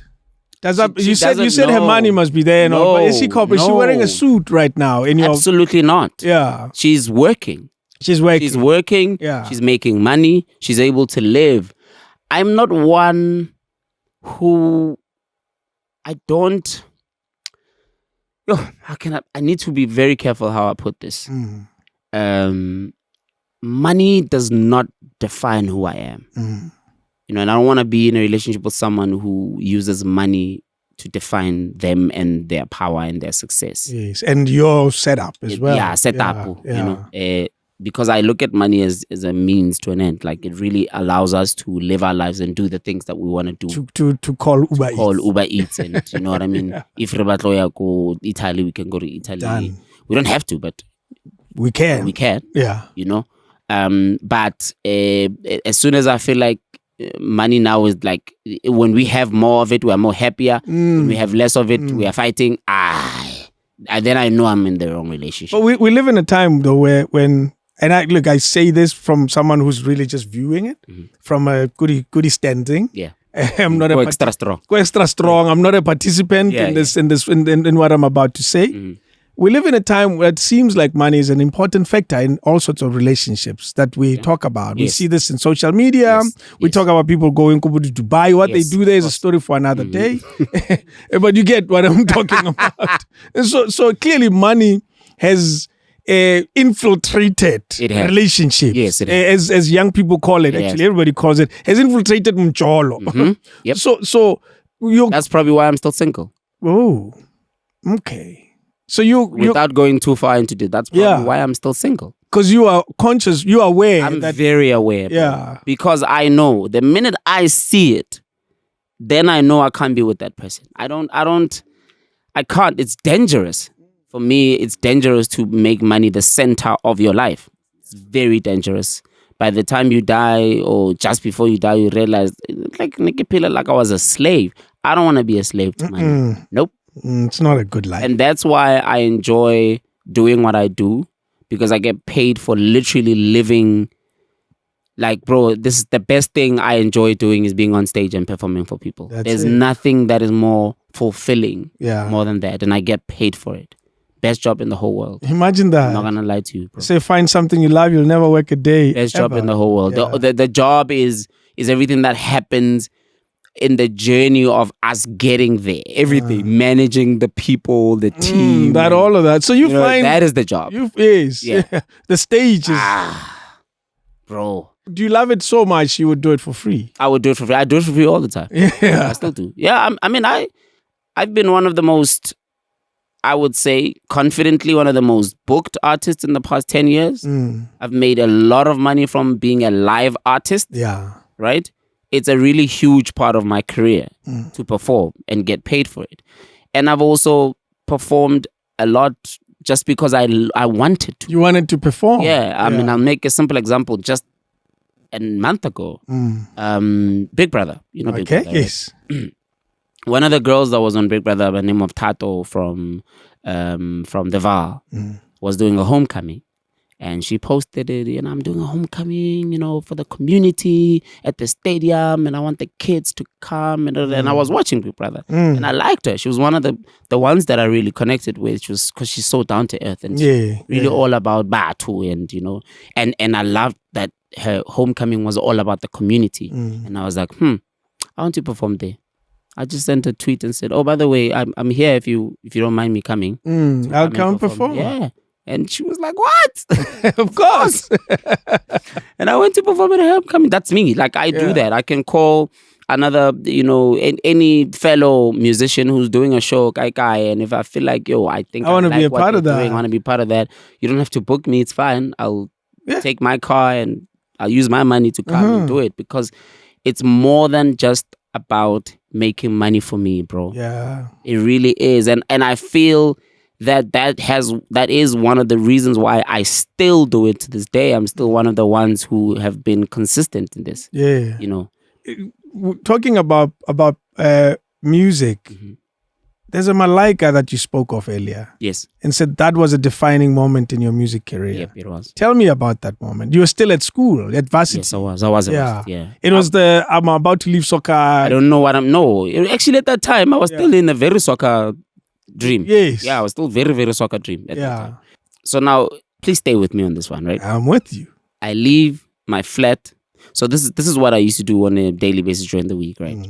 I would leave my flat, go Bram, and I would walk all the way from Bramfontein, all the way to Konja. What's that other taxi rank? The other one on that. There's MTN. Side. No, not MTN. So Khonali MTN or Khonali Brine. But there's that one where you are going to the south. The one that has, like, I may be wrong and correct me. No, I know the one. Faraday. Okay. Faraday. Or one of that area. No, your guy.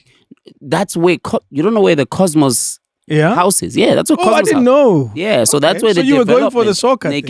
Go training. Yes. I used to walk. It's a long distance. Wow. So through town every single day. But I would sometimes go past Carlton Center because that's on the way. That's on the way, yeah. One day, but I didn't go to Carlton Center every single day. But one day I just decided, if you Carlton Center, maybe office. You know what I mean? Where's the girlfriend? Second year? This is second year, around that time. Okay, Third year. Yeah, the marriage is over. Nah, the marriage was definitely over at the time. So nigga flat, trying to holla. You know what I mean? I was at that stage of my life as a young boy, and stuff. So I go into Carlton Center. I'm just walking around. I don't have any money to spend on anything, and then I go past McDonald's. And then I spot them. I remember Nekitlaka escalator, and I spotted them sitting on one of the tables called McDonald's, dog. Jeez. I think I know where the Carlton Center McDonald's is. Yes, dog. You need to understand. At that time, I remember vividly they had just been on Felicia Mabuza Settle. They just performed there. Mhlawuphela Mandla. Aha, yo. Mhlawuphela Mandla. Dude, right at the beginning. I was losing my mind when I saw them because I was a fan. Why I was a fan? When I first heard Bongani Chang's voice, I was like, yo, this guy sings like me. But he sings in opera Afropop. And this is the time when I hadn't been like exposed to singing Afropop. I was an R&B kid. I only sang in English. I never used to sing in my own language or in vernacular. But when Malica came, I was like, yo, so actually I can even sing in Sizulu, in Setswana and sound good because of Bongani. Bongani sounds like me, literally. Our voices are so similar. I lost my mind and I was like, D, I know you're nervous, but please just go and say hi and even tell them that you can sing. You'll never know. I went, ka dumedisa, ka maitseo a ka go gaya ke rutileng ke Moatshe, ka re dumelang ba gaetsho le kae, I'm such a fan, I just wanted to say hi. Hey. And then I also wanted different. Yeah, you know, they were cool, and then I was like, I also just want to tell you guys that I can sing, you know, and if you guys, they're like, Jabu Ndaba, they're late. Was like, yeah, you can sing now. Sing us a song. They were just taking a chance. I don't even think they knew what they were asking for. Joe, no, opela Joe, sing. Hit us with the note there. Jeez, and you did. I just went, hi, wangi po qadali wam. Oh, angishiya sweetie lami. Ngenxa yokuthi awuseyiphelile Malia. Ay. You had to put it Gama. I remember it like it was yesterday, David. Jeez, man. Jabu got on his feet and looked at me like, yo, dude, what the hell is going on? Kamara McDonald. To go Carlton Center. But people are watching from the outside and it became a thing. And Jabu was just like, yo, gents, is telling Stacy. By the way, Stacy was the manager at the time. And they were having a meeting actually. Imagine. I think they just wanted to have something to eat, but also talk about business or whatever. And then he was just like, yo, guys, we just found our first artist who we are going to sign and to develop. And that is when everything changed, David, because I remember they even told me to wait up until I didn't even go to training. Oh, you didn't carry on. I didn't go to training because I had to wait for them by Feteka meeting and then and then Jabu just didn't want me to leave.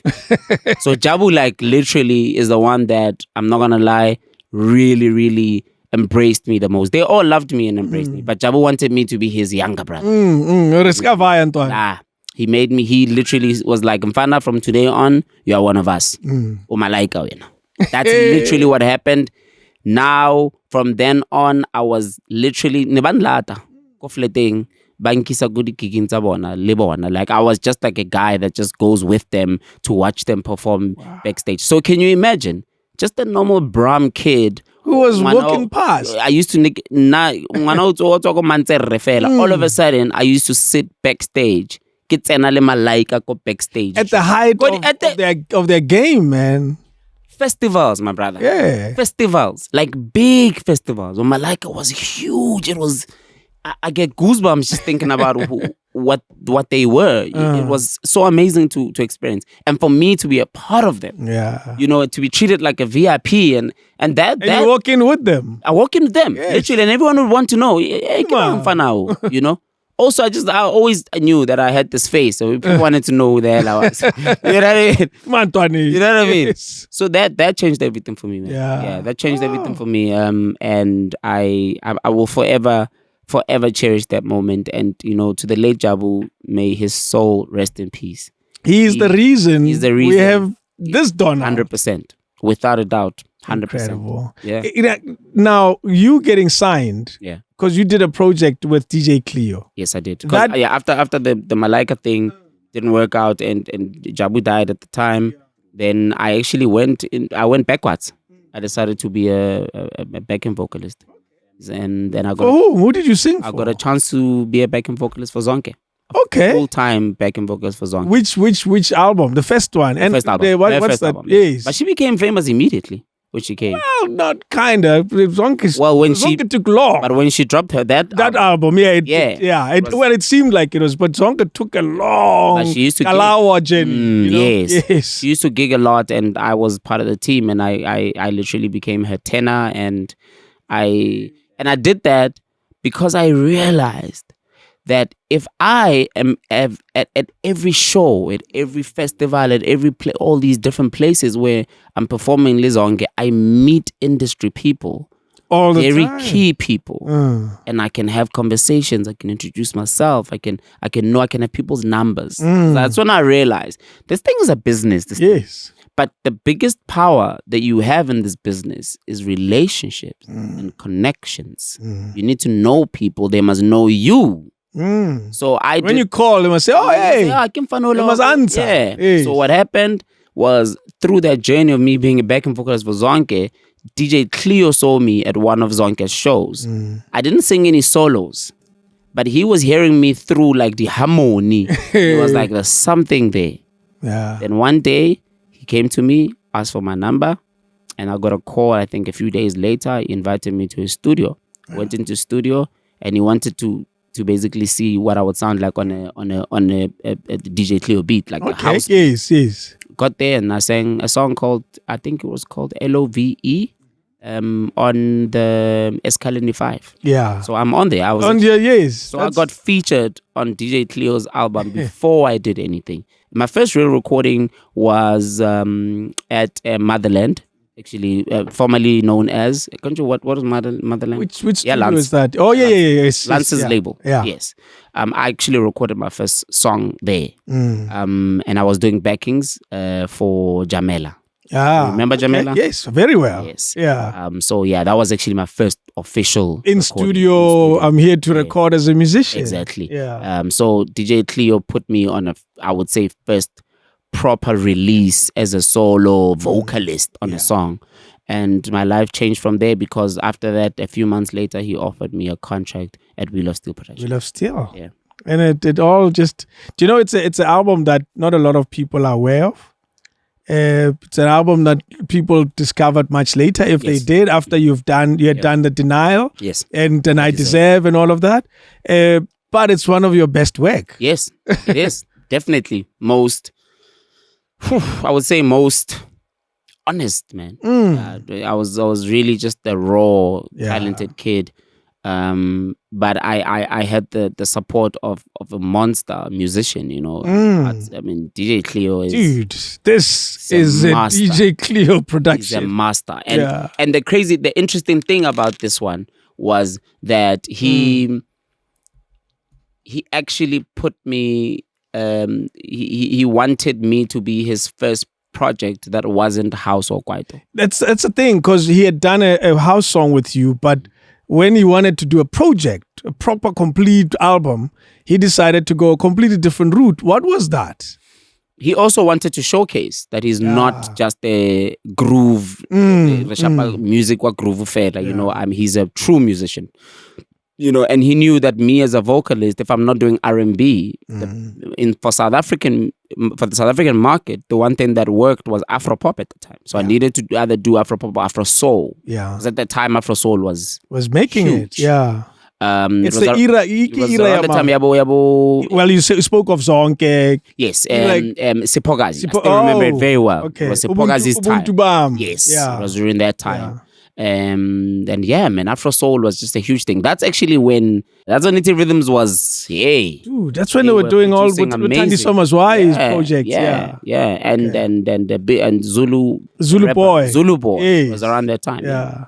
That was so we did that album, and you know what, man? I thought I was going to be a superstar because Cleo, everyone that he produced was becoming a superstar. So I expected to be a superstar. Yes. Right? But my things didn't work like that. It didn't go like that. And I think also I had to really speak to myself and convince myself that, listen, the reason why things are not going the same way as the other artists is you're not like the other artists. Okay. First of all, let's start there. Yeah. You're the first artist of your kind that Cleo has signed. So things are not going to go the normal ways. You're not going to be like Bricks where you just need to make one hit. And then so, I was a little disappointed at the time because also things were getting a little too serious on the money side. I needed money to now live and pay rent, and I was struggling, and that was also the time when I was also deciding not to further my studies, and do music full time. Well, how did the parents react to that? To a boy we send out to Johannesburg, and now you why is it call him? You know that call? I know that. I'll be honest, I was always nervous about my dad and his response, but I never, not even once, worried about my mom because I knew exactly what she was going to say. I think at that time, me and my mom, man, had such an amazing relationship that I knew she was going to say, okay, Sharp, so this is what you want to do? All right, got you. Go ahead, yeah. Give me a call if you're struggling. But Daddy... That's exactly what she said. She said, give me a call if you're struggling. If there's anything that you're struggling with, give me a call. You're my son, and I know that you can make it, though. She did say that. I know that you've got all the capabilities. You'll be all right of making it. But if things get tough, just come back home and have a conversation. How did Dad react? He wasn't always chuffed, man, with that decision. Yeah, I'm not gonna lie. The same day that called Motsweding. Yeah, at some point, I still remember. Nehunyi was straight. He once called me and said, mfana zogala, come back home, dog. Yeah. Or what other thing we can do here? Maybe in Kaukenya mining and all of that. He was supportive still. No, he was. Yeah. He was. I mean, it's not like he was being negative all the way. He just wanted me to have a job and do something. Have an income. Yeah, and I was stubborn, bro.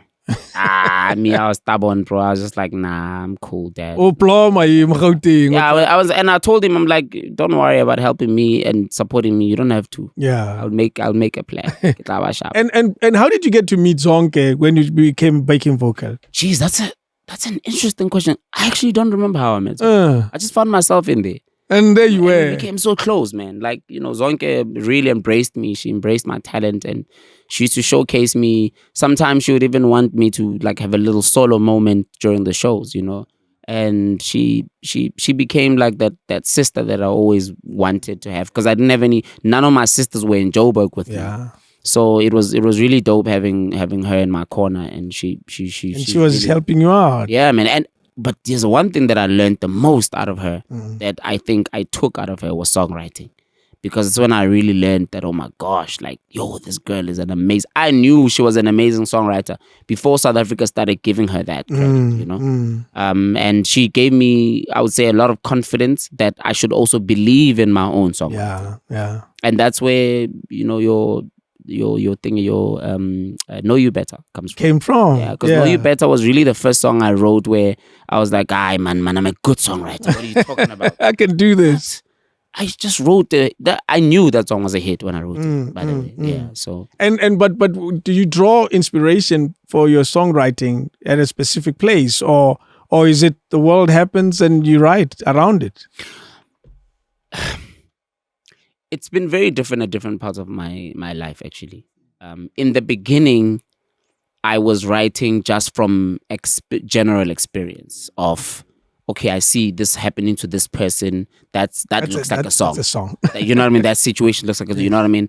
But it quickly turned into, now writing about my own personal life and my own experiences and my relationship with love. And I think this is when I started a certain journey that I always say, if you don't listen to Donald's songs with the intention of really understanding what he was trying to say, you'll always just think, Donald and his nice and catchy songs. That's all you think. But if you really, really listen and look deeper, there's something. Bro, my career has been centered around one person. Literally from the minute my song started blowing up, I've been writing about the same person.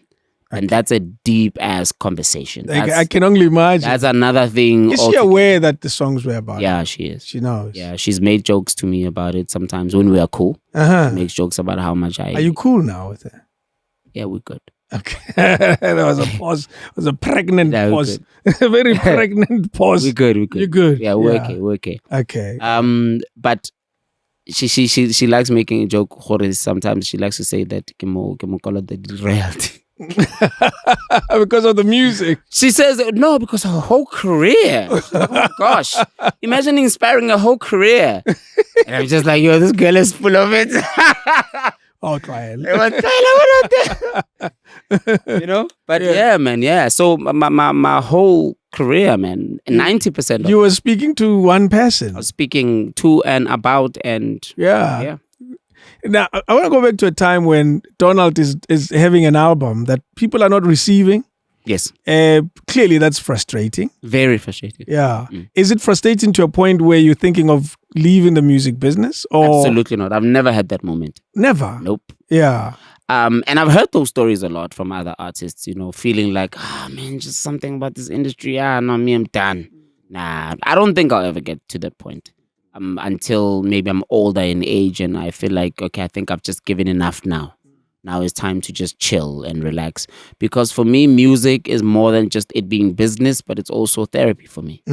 Yeah, you need it. I need it. Yeah. Yes, I do need to live with it. And that's why the years of COVID-19 were really possibly the most difficult years of my life. Yeah. Because I couldn't do, I mean, I know you know this because we hung out. We did something during the year, you know, and man, nah, it wasn't good for my soul, man. It wasn't good for my soul. And it was also affecting me physically too, because I couldn't go to the gym. I couldn't sing for people, you know, and release. You did that song, I think, on a balcony or something. Yeah, Bada King. The song that you sang earlier. Women's Work. Women's Work. Yes. Of course, you did Women's Work. Yes, yeah. yes. You know the balcony video? I know that. It was everywhere. That was in Newtown. Yes. Yeah. I didn't know it. That was back in the day, 2000. So that's an old video. Very old. Okay, in the balcony where it's like it's nighttime. And I was young there, bro. It's a lot. But did you do another one during lockdown? During lockdown, yes, I did. No. During lockdown, I did a lot of them actually. Okay, yes, I remember the Women's Work. So I did during lockdown. I did literally my set, my whole set, and I was sharing people. I was sharing those performances with my fans, and that was part of like my content during, because you needed to come up with some content, just to keep myself sane, man. Yeah, you know, it was a different time. Interesting. The picture that you have on your WhatsApp. Yes. That picture was taken here. Yeah. I saw that. I was like, at the David Mashavela. I know this background. Yeah. It was taken right here when we were shooting the that Team video. Donald Cares concert. Yeah. I like the white thing you're wearing, man. I should get that. I'm not brave enough to wear it. I'll just have it in my closet. That was one of the outfits for the legendary Red Mic Experience. Oh. Yeah, that's what I was wearing when I was singing the R&B side part of the show. When I did the slow songs, the Sam Smith, Stay With Me, that part of the show. Now you are not. It's not working out. Mm-hmm. There's a moment where you disconnect with Cleo. Yes. And decide to go your own way. Yes. Tell me that decision, and because people like to sign with Universal and so forth, and clearly that was not the direction for you. What was going on then? Me leaving that situation with DJ Cleo was not very easy, because we've grown to be very fond of each other. It was like an older brother to me, you know. He used to take me around. Literally, when I came to Wheel of Steel, I literally became Cleo's +1. Everywhere. Being serious. Yeah, like everywhere. Awards, gigs in other countries. I started traveling out of the country because of Cleo. Like when all those places, because I was just that dude that could be there with him. And he also wanted me to, and he used to say this, I want you to see, just from the outside when no one knows who you are, I want you to see how this thing works. And bro, it does not get any better than that for me. No. With regards to just the music business and how this whole thing works. And that kind of helped me become the man that I am with my business, you know, because I went straight into being independent. Yes, that's why into being independent. It's an unusual trip. Yep. I was independent in 2012 because people talk about it being independent now. Like, I got my own company. I had my own company back then. So when I left him, I started D Exclusive Sounds. and I started messing around with house music.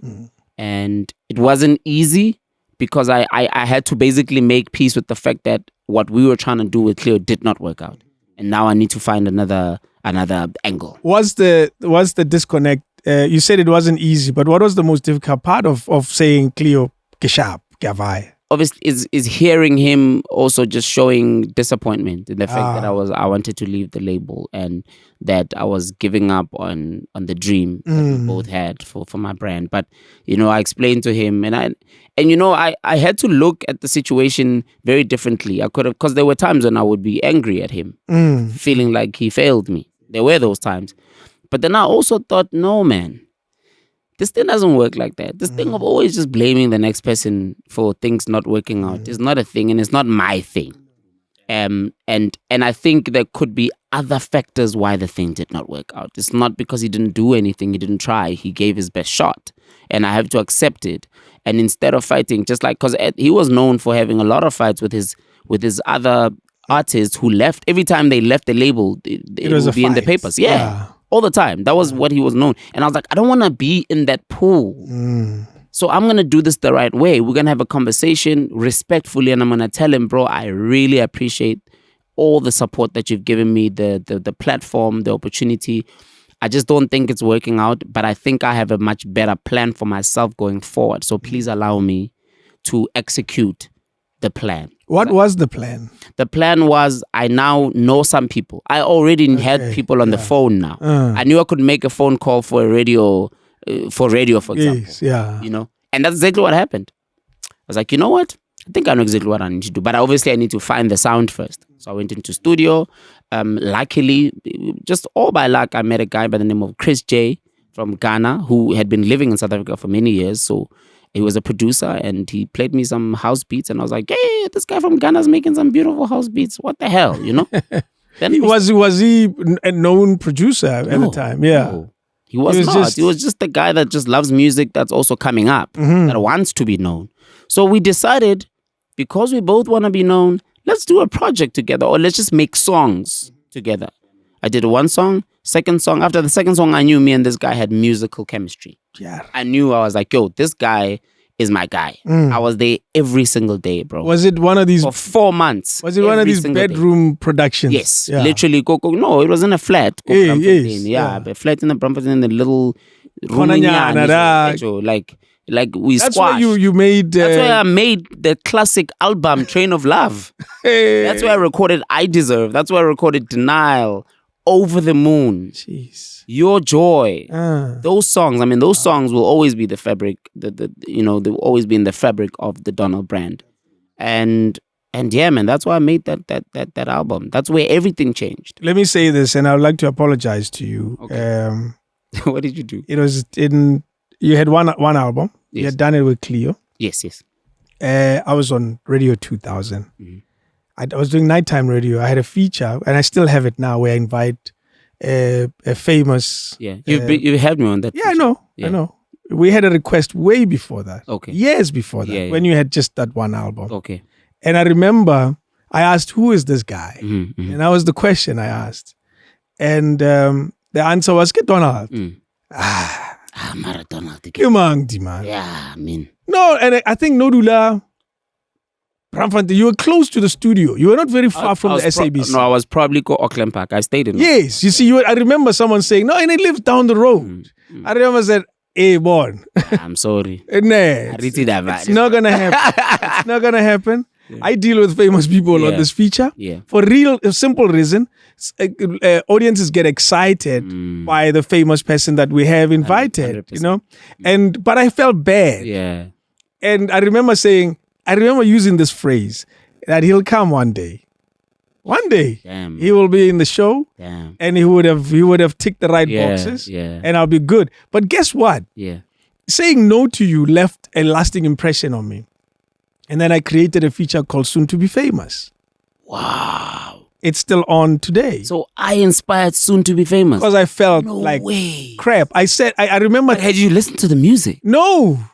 because remember, I had one measurement. Wow. The measurement was he's not famous enough. Of course. To be on this the feature. And the feature's about fame. The feature is last week we had Tandiswa, for example, and next week we have Zonke, and now here's this guy. No, man, people won't call on this day. People won't participate. And I felt months later, I felt bad that I said no.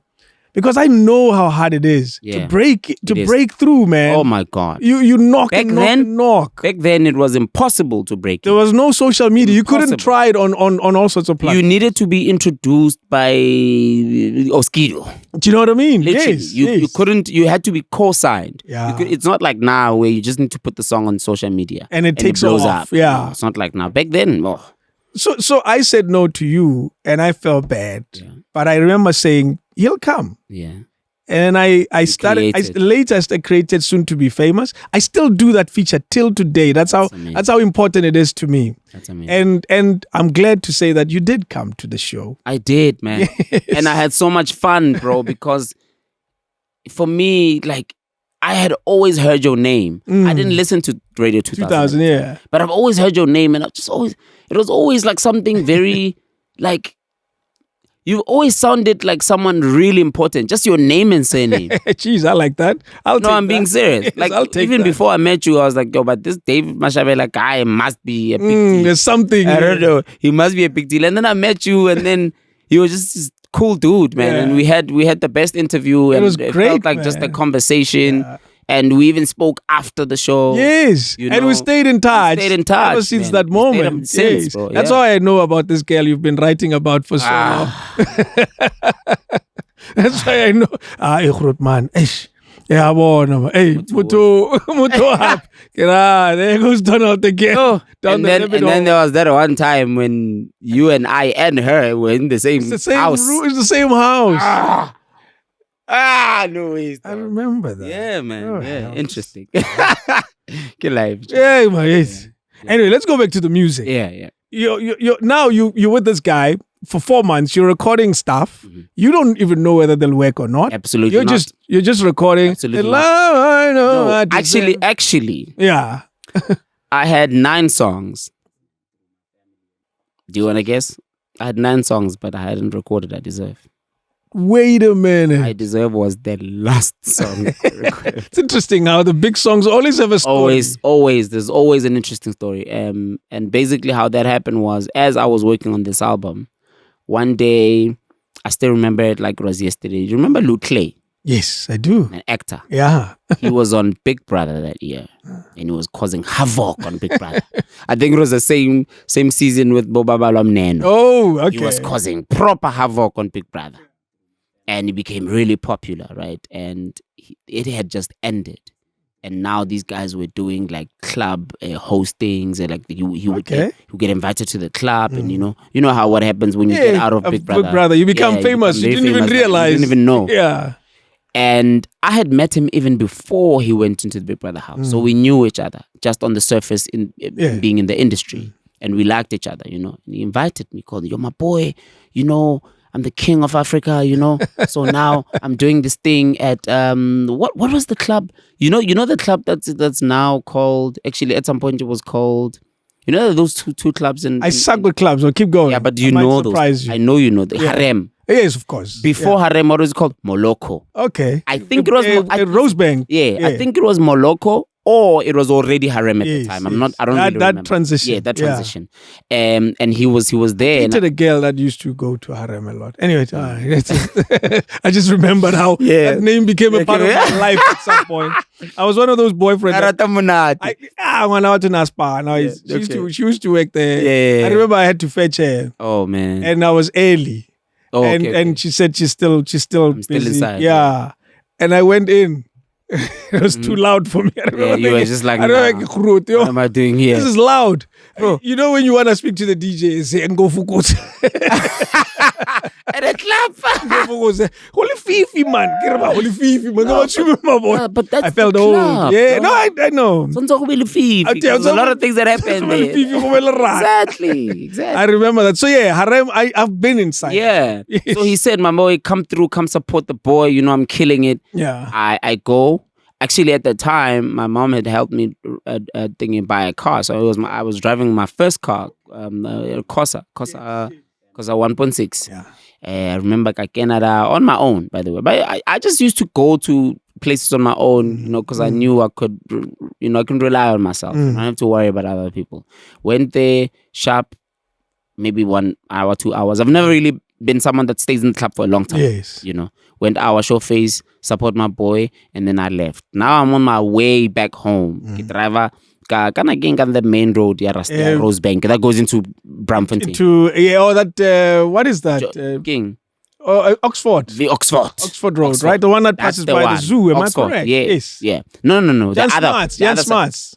No, Jan Smarts is the one near the zoo. Yes. I was on the other side. Oxford. Right. Oxford. Yes. That means you went up. McDonald's and 10 right. Exactly. Yes. Yeah. Okay. So how fits Jiga right? McDonald's. I'm a straight again. Yeah. Koning da. Sonte ori. Yeah, Kev. Towards the right again. Now you are lebeletse Brampfontein. Born. Yeah. So how can fit out Kev. And look at how small that road is, right? There's no way you can be traveling at a high speed. No. You have to slow down. Yeah. I don't know what happened. Literally everything went blank. What? I found my car right by some house by the wall. Like I hit a wall. Yeah. Gate. And it's relatively empty. I can't tell you, I do not remember. I don't know what the hell happened. You need to understand. Yeah. Everybody knows that. I don't drink alcohol. I don't smoke. Nothing. I'm sober. Yeah. I'm driving, lost control of the car. I literally had a car accident. My first car accident. Hit some people's house. I thought I was dying. Because I remember the moment when the car was. Yeah. Oh, yeah. I remember that. Yeah. When I was thinking, but what led to that? Damn, I don't remember. I don't know. I can't tell you what happened. But you came out okay, obviously. Dude, I thought I was dead. But I'm surprised. I'm like, okay, the car has stopped now. And there's lights, there's things, whatever. I didn't get to but luckily, yes. So I opened the door. I literally ran because I get that mental thing that you go like that trauma. I ran out of that car, ran to the other side, the other side of the road. And then my senses started coming back, and I was like, "Oh my God, I just had a car accident." Jeez. And I'm alive. Like I'm touching myself. Yes, you're good. So that I didn't break anything, because that was the only thing that I was worried about, was that I just broke a bone, or maybe I'm just about to fall and die for real. I didn't know what was happening. I was really, really nervous, bro. Jeez. Then after a while, I realized, okay, I just got a car accident. Yeah. Not far from there's actually a thingy. From where you going? No, there's actually a thingy, a hospital. Yes. Oh yeah, right there. There's a hospital right there. Yes, there's a hospital right there. Yeah. They've built another one, the Children's Hospital, Mandela Children's Hospital. There's a hospital there. So someone came and actually stopped and helped me. Yeah. Took me to the hospital. Jeez. So I went to the hospital. It was really traumatic. Like I was really traumatized, and they had me in. And I called my girlfriend at the time. Yeah. So I was dating a girl from the Val at the time, and she didn't answer, and I understood, because it was the early hours in the morning. I sent her a message, and I asked her to call me urgently. I just had a car accident. I literally almost died. That's what I said on the message. She saw my message at 6. She woke up at 6. She called me, and I was in the hospital at the time. I'm in bed in the hospital. I answer, I'm like, baby, I'm here. Yeah, like, I can't believe it. I don't know what happened. I lost control. When are you coming? That's my question. And she said, today. Today. I'm like, yeah. I'm in hospital. Yes. Okay, I'll call you in an hour. I just need to check something. I'm still waking up. So at this point, you need to understand, I'm already like, that response is already having me thinking, oh, okay, hell, what is going on here? I would have gotten more sick, but carry on. Okay, she calls after an hour. Yeah. And she says, baby, I'm really sorry, but I can't make it. Hey. I can't come. I've got a situation here at home. Blah, blah, blah. Like just something, and everything, whatever reason she was giving me, I actually switched off, so I didn't even hear it. Yeah. Was she staying very far though? She was at the Val, in the Val. Oh yeah, is the Val that far? It is. How?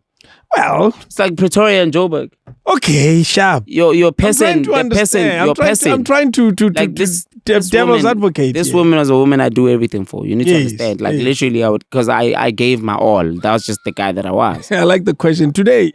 Yeah, and I didn't understand it, man. Like just the response to the fact that, and I was trying to make her understand that you need to understand. This is like a defining moment for me. I've never had a car accident. No. But this one, it was really scary. Yeah. I was alone in the car. Two, I actually really thought I almost died. Yeah. Like I was certain that was the moment. Jeez. And I've just expressed that to you. And you're telling me you can't come and see me at the hospital.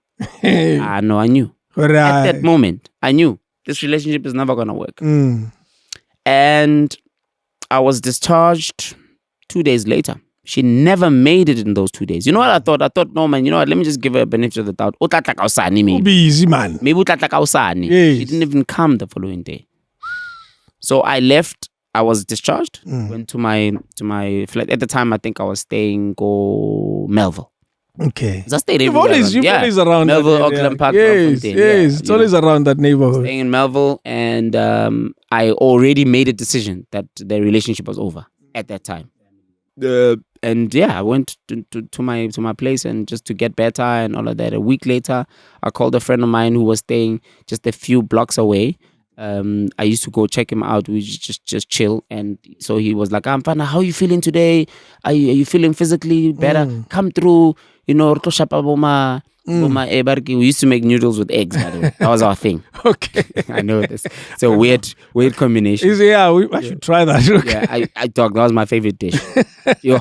So Sharpo, the boy, I go to him, I'm chilling with him, he's making me noodles with eggs. Yes. And then he's playing this beat. Yeah, house, deep house. Hey man, I'm listening to this thing, I'm like, yo, Joy, man. I'm like, yo, dog, whose beat is this? I don't know, it's mine. Fun, I was just playing around, I did this thing. This is my boy. Yes. His name is Douglas Matsimbi. And then it's like, I'm like, yo, dog, but this is nice, though, dog. Okay, it will be nice. I'm fine, you know, hey, hoka kena mo beating. Okay, you'll kill it. And I'm just listening to the bass, dog. Gang, gang. And I was like, yo, this is nice. It will be very interesting. And then the first thing that came. Oh, no, I'm lying. There was a guitar inside that beat that went. Yes. Just the guitar. Yes. And then I kept on singing along to this guitar, just like get a melody. Yes, yes, yeah. Every time when that came, I was like, "Oh, this is a nice, catchy melody." And then he was like, "I'm fine, get my fokonyana." You know, it looks like, you know. So we basically all of a sudden we were actually like, we're jamming now, like almost like creating. Yeah. And we're just doing this, just chilling. By the way, it's not a studio. No. It's not a studio. You're actually having noodles with eggs. The first line that came, Yeah. dude, when I started like mumbling words, the first line that I mumbled was the love I know I deserve. Jeez. And it stuck. And he was like, yay, what was that? Do that again. Yeah. And then he said, yeah, boy, he already created the story of Vele plus, because I was crying to him. Can you believe, no, dog? Joke, I'm in hospital. I just had a car accident. She's telling me she's coming up with excuses. She can't come. Dog, do you know what I would have done if I had heard my girl just had a car accident? Are you mad? It doesn't matter where. I don't care where I am. Everything stops. Kiara, I'm at the scene of the crime. And I was... Now we're having this conversation and I'm saying the love I know I deserve. And that already has stuck. And now we're even recording it. Get the phone. And then, let me tell you how this song came about.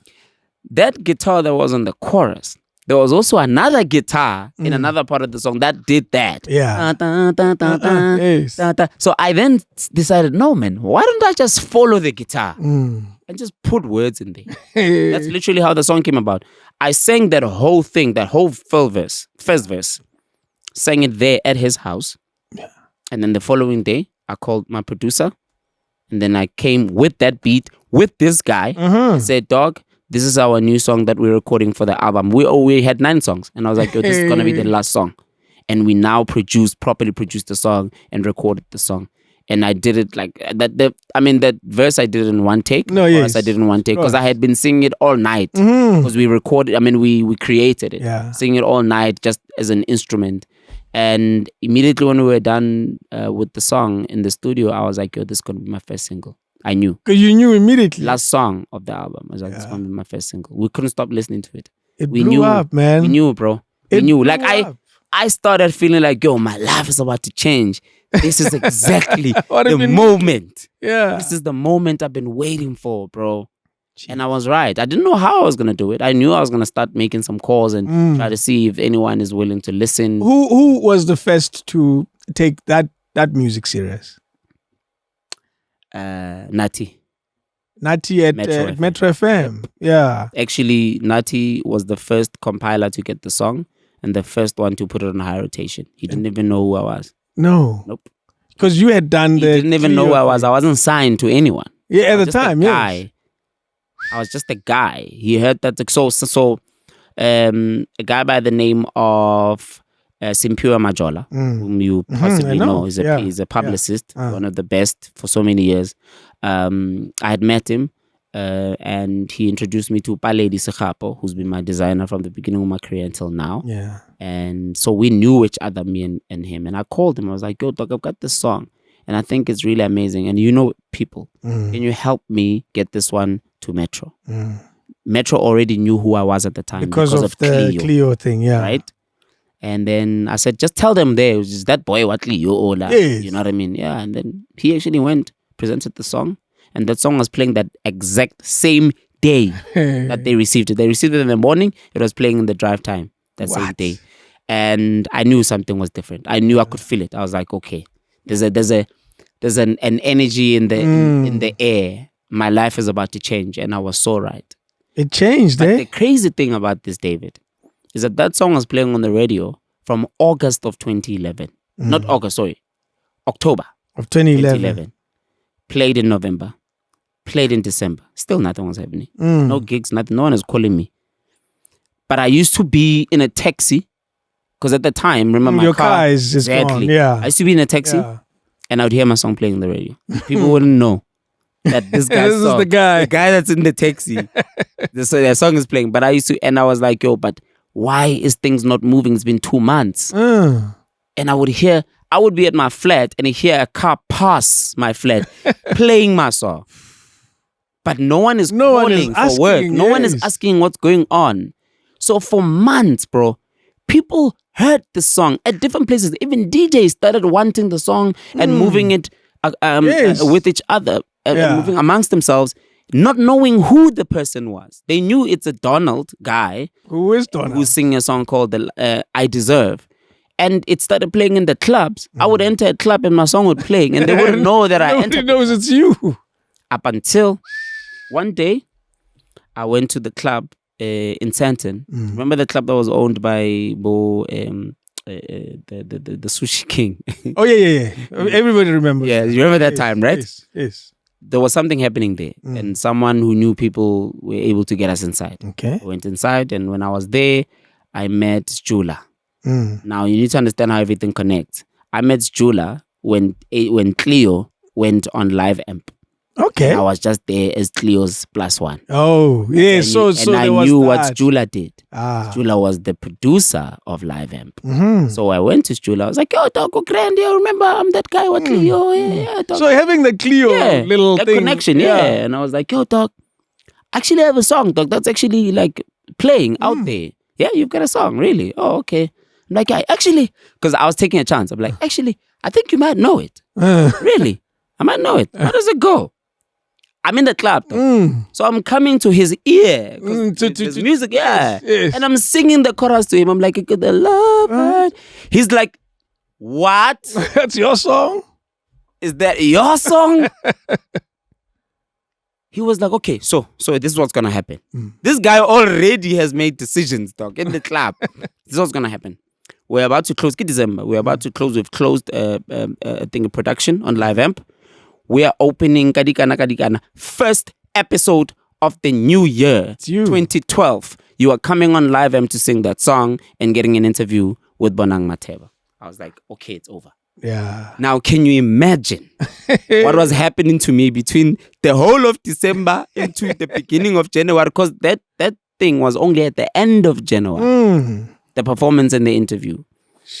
Dude, what was happening inside of me? I just needed to make sure that I'm alive. I need to stay alive. Don't drive any car. Dude, stay away from everything. Yes. And I still remember, you won't believe how we had a conversation with Jula during the time now preparing for the performance. And he said, Mfana, we need to drop your video the week after you've been on the show. Yeah. So that there is momentum. We keep this going. Right? Because he believed in it so much. And guess what? Yeah. I had no money to shoot a video. Where was I going to No, yeah. Like, dude. No money. I'm a new artist. Nobody knows who I am. You have a song playing, but that's it. Calling my friends. Yo, friend, can we make those donations? And then a friend of mine called Percy Villagaz. He said, no, my friend, don't worry. Let's do this.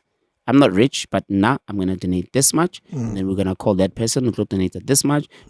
Let's see how much we make. Crowdfunding. Yeah, Yes. And he literally helped me crowdfund. We made about 15K. And I called one of the best producers of music videos at the time. It was Pilot Films, who still shoot to this day. And, I asked for a meeting and they agreed. And I went to them and I told them, I want to make a music video. I only have 15K. They were like, I'm fine. Hey, we need to charge our most cheapest video is 25. Yeah. And you've got 15. I was like, okay, I'm short. And then I do believe we have a hit on our hands.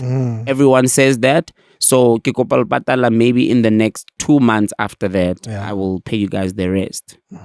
And this guy took a chance with me. And he said, that's cool. Okay, it's fine. Let's shoot the video. I shot the music video even before I went on Live Amp, so that it's ready for the week after. And that's exactly how things happened. I went on Live Amp, performed, got interviewed by Bonang Mateba, and I was like, oh my gosh, Bonang Mateba. Are you fucking kidding me? B.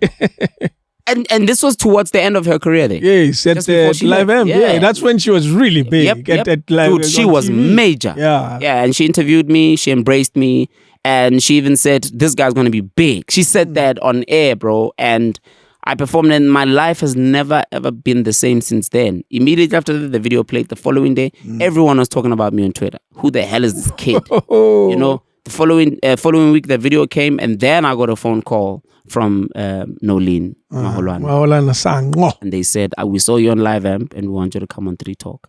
So can you imagine, 3 weeks in succession, I'm on all very these shows, big stations. I'm being seen by so many people. Everything changed after that, bro. Everything, David. The life of this big change. Yeah.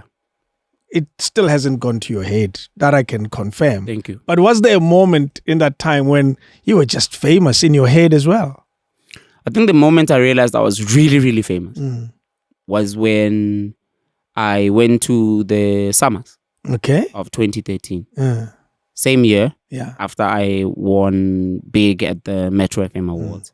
I was then asked to come and perform at the awards. And I knew, I was like, yo, I know every single year I've been watching this. Remember me, I've been a student of this thing even before I made it. I was like, every single year, they only choose the artists who are making waves. The hottest around. To come and perform, especially at the summers. It's not easy to get a performance at the summers.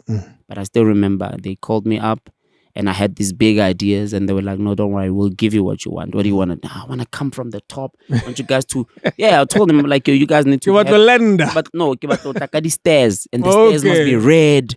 And I must be surrounded by beautiful women around me like that. Dude, that's exactly what they gave me. They gave me exactly that, bro. I came all the way from the top singing I Deserve Unplugged. Imagine I'm a new artist. I already know that I want to do an unplugged version. At Sun City, bro. And then that turns into Over the Moon. By the time I'm at the bottom of the stage, Over the Moon starts and the whole place is going crazy. I was like, okay, I've made it. What? And I've made it. And that was, by the way, that was the first day that I introduced the red mic.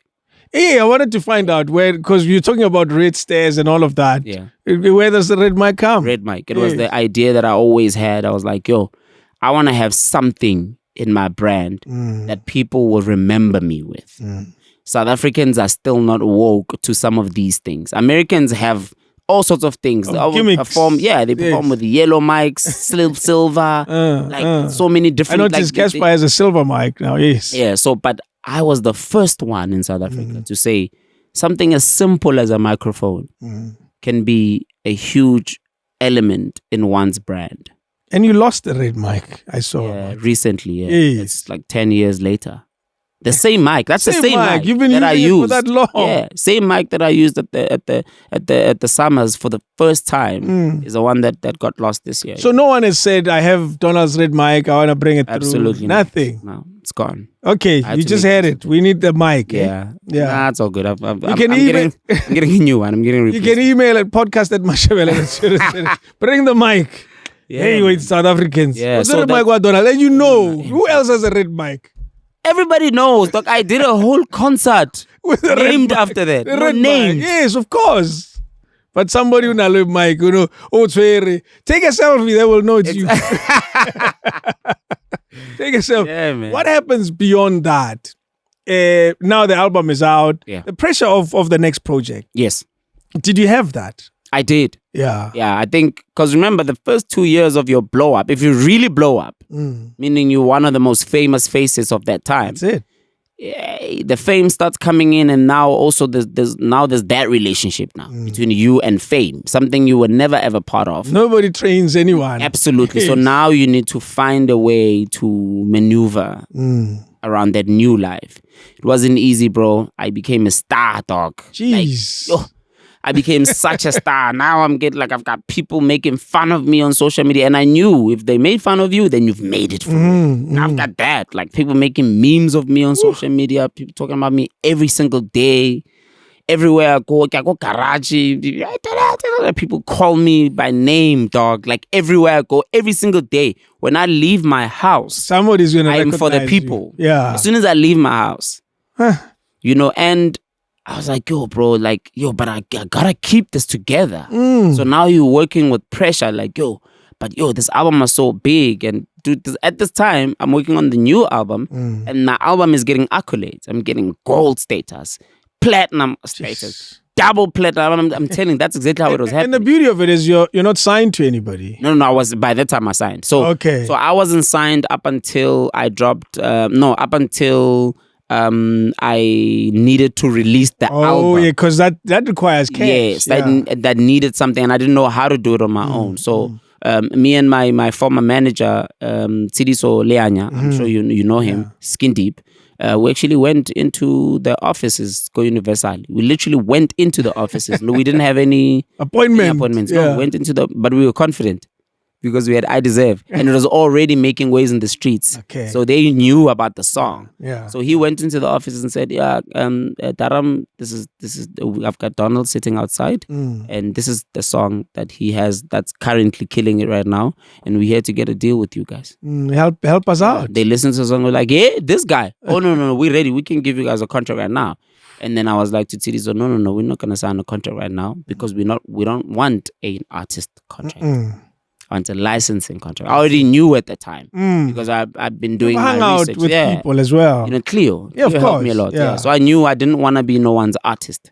I wanted to have my own company because we literally opened my company. I was ready with that. Yeah. Went to them already with the registered company and said, I want you guys to license so you can enter into an agreement with my company and then we can take it from there. Distribution and all of that. Yeah. And they said yes, and we entered into the agreement, released the album, and as they say, the rest is history. So you own your masters, as people say. From day one. From day one, eh? Yeah. Except for the ones Except you've for the done album that I did with quickly, Cleo, of yes. course, yeah. Yeah.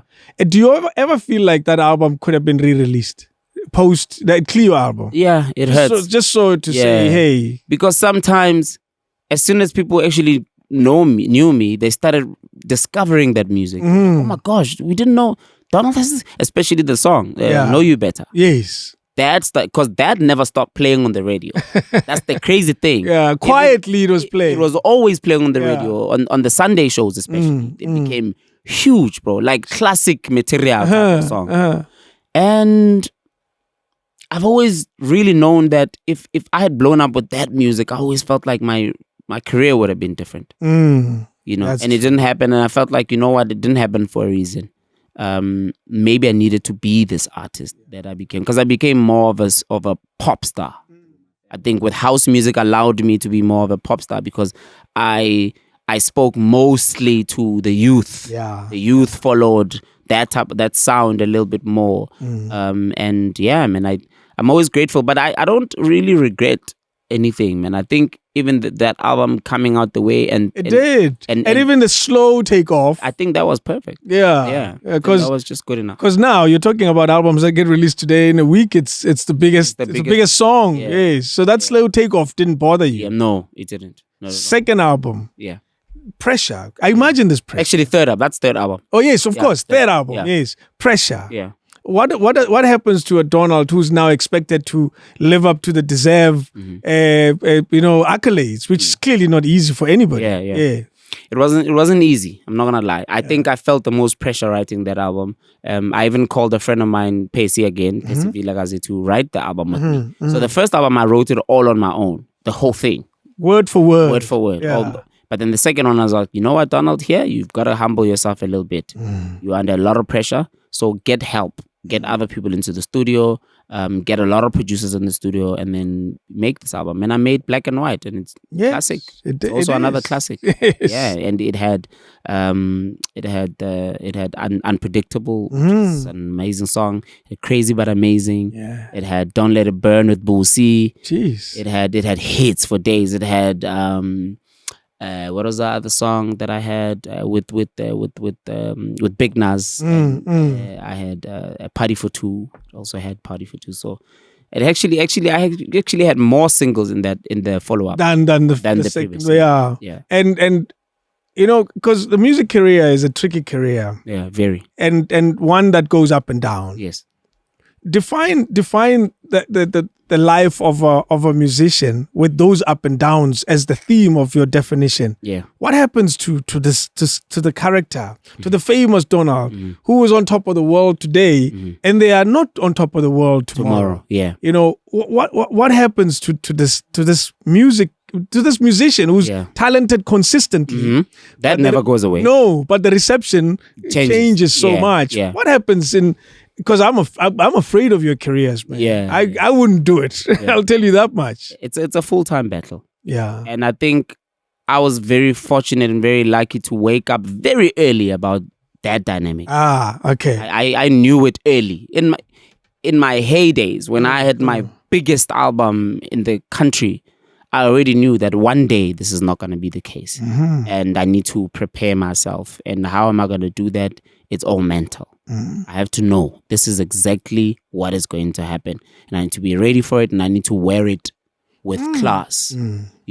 Because I've always said, you got to have a dream and an end goal. And I've always asked myself, what's my end goal? My end goal is Miriam Makeba and Hugh Masekela. That level of legend, an icon. But Miriam Makeba and Hugh Masekela did not make every song was not a hit. It's not like they were in the limelight every single year for 50 years. No. Exactly. And they're okay. They're still okay. Don Laka. We've always known there's a Don Laka. He's legendary. He's iconic. He doesn't have to be in our faces every single day for the rest of his career or for the rest of his life. So I already knew what I was modeling my career into. I want to be a legend of the game, and being a legend of the game is bigger than making hits. It's not about making hits. It's about you consistently giving your fans music and sharing a part of who you are now with them. Just to clear it up, it's always been a mental thing for me. It's always been, let me make sure that I never lose who I really am throughout these different ups and downs. Remain the same person, remain the. Enthusiastic person, and always know what place I'm at. Never lie to myself. No.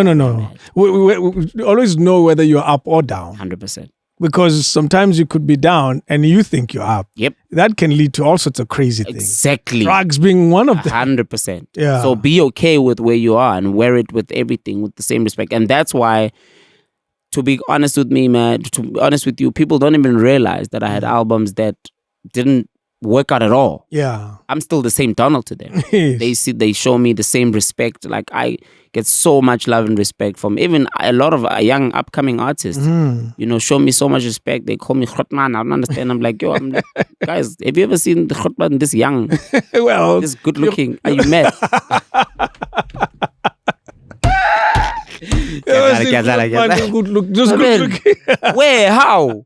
You know, but they call me Khotman. Others come here. Oh my gosh, this is a legendary. This is a moment. They're having moments, bro. And I'm like, are you guys kidding me? I'm still so clearly you see I'm beginning. You see yourself. I was about to ask. You see yourself as still in the I feel like it's first stage of this. I feel like it's only been phase 1, and phase 1 maybe just ended. I'm moving into phase 2 now. Only now. Honestly, only. Yeah. Now.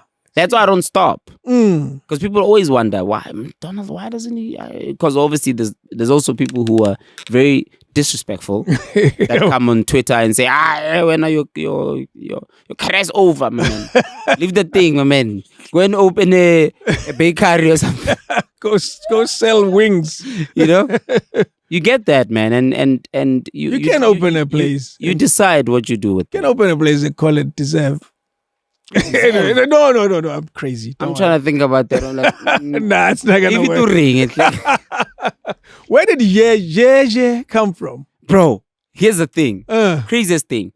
Yeah was just like, ooh. Oh, in the middle of songs. Yeah, no, in the beginning of the song. Oh. So before you sing your verse, you always hum something or do like a little ad-lib, right? It was never ever planned to be any sort of signature. It wasn't meant to be that, right? Yeah. But I found myself when I listened to the first album, I had done it in probably about 3 or 4 songs. That I did it. I do it a lot. I go a lot. I do a lot of yeah. And by the way, it's not yeah like everyone likes to say. Yes. It's actually yeah. Okay. Yeah, but it comes in a little more yeah. So it sounds like yeah.